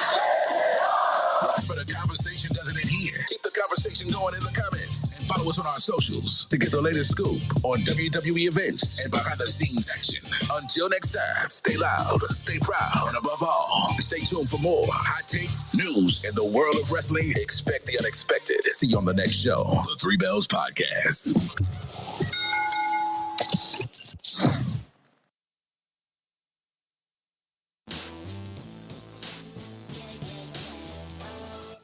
Wow. We have reached our 4-hour mark. That's how awesome tonight's episode of Raw was. And that's how awesome we felt after experiencing that. Thank you, everybody, so much for joining in on our show today. Special shout out to, of course, the homies, Mr. Mundo, AKA Mr. CEO, as he joined us while he's on vacation. Hopefully you have a safe trip. You and your family have a safe trip back up here to New York. And he will be home in time to host our Friday Night SmackDown on YouTube, as well as our other cool homie, Mr. Triple J. Thank you so much for being here tonight. He's going to host our NXT Tuesday in several hours from now. It's Tuesday. Happy Tuesday, everybody. And don't forget, beginning Monday, August 19th, we will have our Monday Night Raw recap shows on YouTube. But for now, we're going to stay on the Stereo app. And don't forget also that tomorrow's episode of NXT is coming to you live from the Sci-Fi Channel. And then after that, on next Monday, we will go right back to the USA Network. All right? Don't forget to catch us on our social media pages, Facebook, Instagram, TikTok, YouTube, and we even on Spotify. Whew, we're all over the place. Thanks to everybody that came and said hi and came to visit, even those that stuck their head in for a few minutes. Thank you so much. And just thank you, Triple H, and everybody involved for tonight's episode of Raw. In my opinion, the best thus far this year. This is your homie, Shane O'Mac, coming to you live from the East New York section of the Three Bells Podcast, reminding you to laugh hard and love harder. And good fight. Good night. Mr. Mundo, Triple J, take it away. Yeah, yeah, yeah! What's up, everybody? You know what time it is. Yeah. Yeah. Yeah. Drop it. Yeah. It's your boy Mundo, aka Mr. AKA himself. And yes, thank you guys so much. It was fun. I'm here on my last day of vacation here in Florida. And man, I love my guys, Triple J and Shannon Mac so much. It's been fun. I'm back to Brooklyn tomorrow. And wow. Monday Night Raw was crazy tonight. And all I gotta say is join us for tomorrow or later on today for NXT. And I'm out of here. Triple J, it's on you. Yeah, it's your boy, Main Event, Triple J, now signing on stereo. And fellas, as always, it's been a good one. This was an amazing episode of Raw. Shout out to everybody that came upon, listened to us tonight. We're going to be back at it later with part 2 of the Great American Bash, where we can get Joe versus Joe tomorrow. Stay tuned at 10:20 for our recap here on Stereo, everybody. Other than that, I'm out. God bless and have a good night.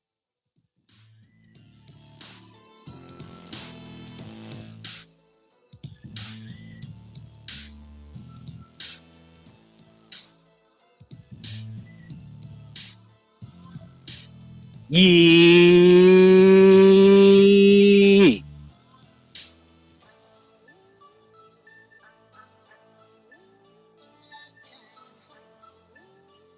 And as always, no heat.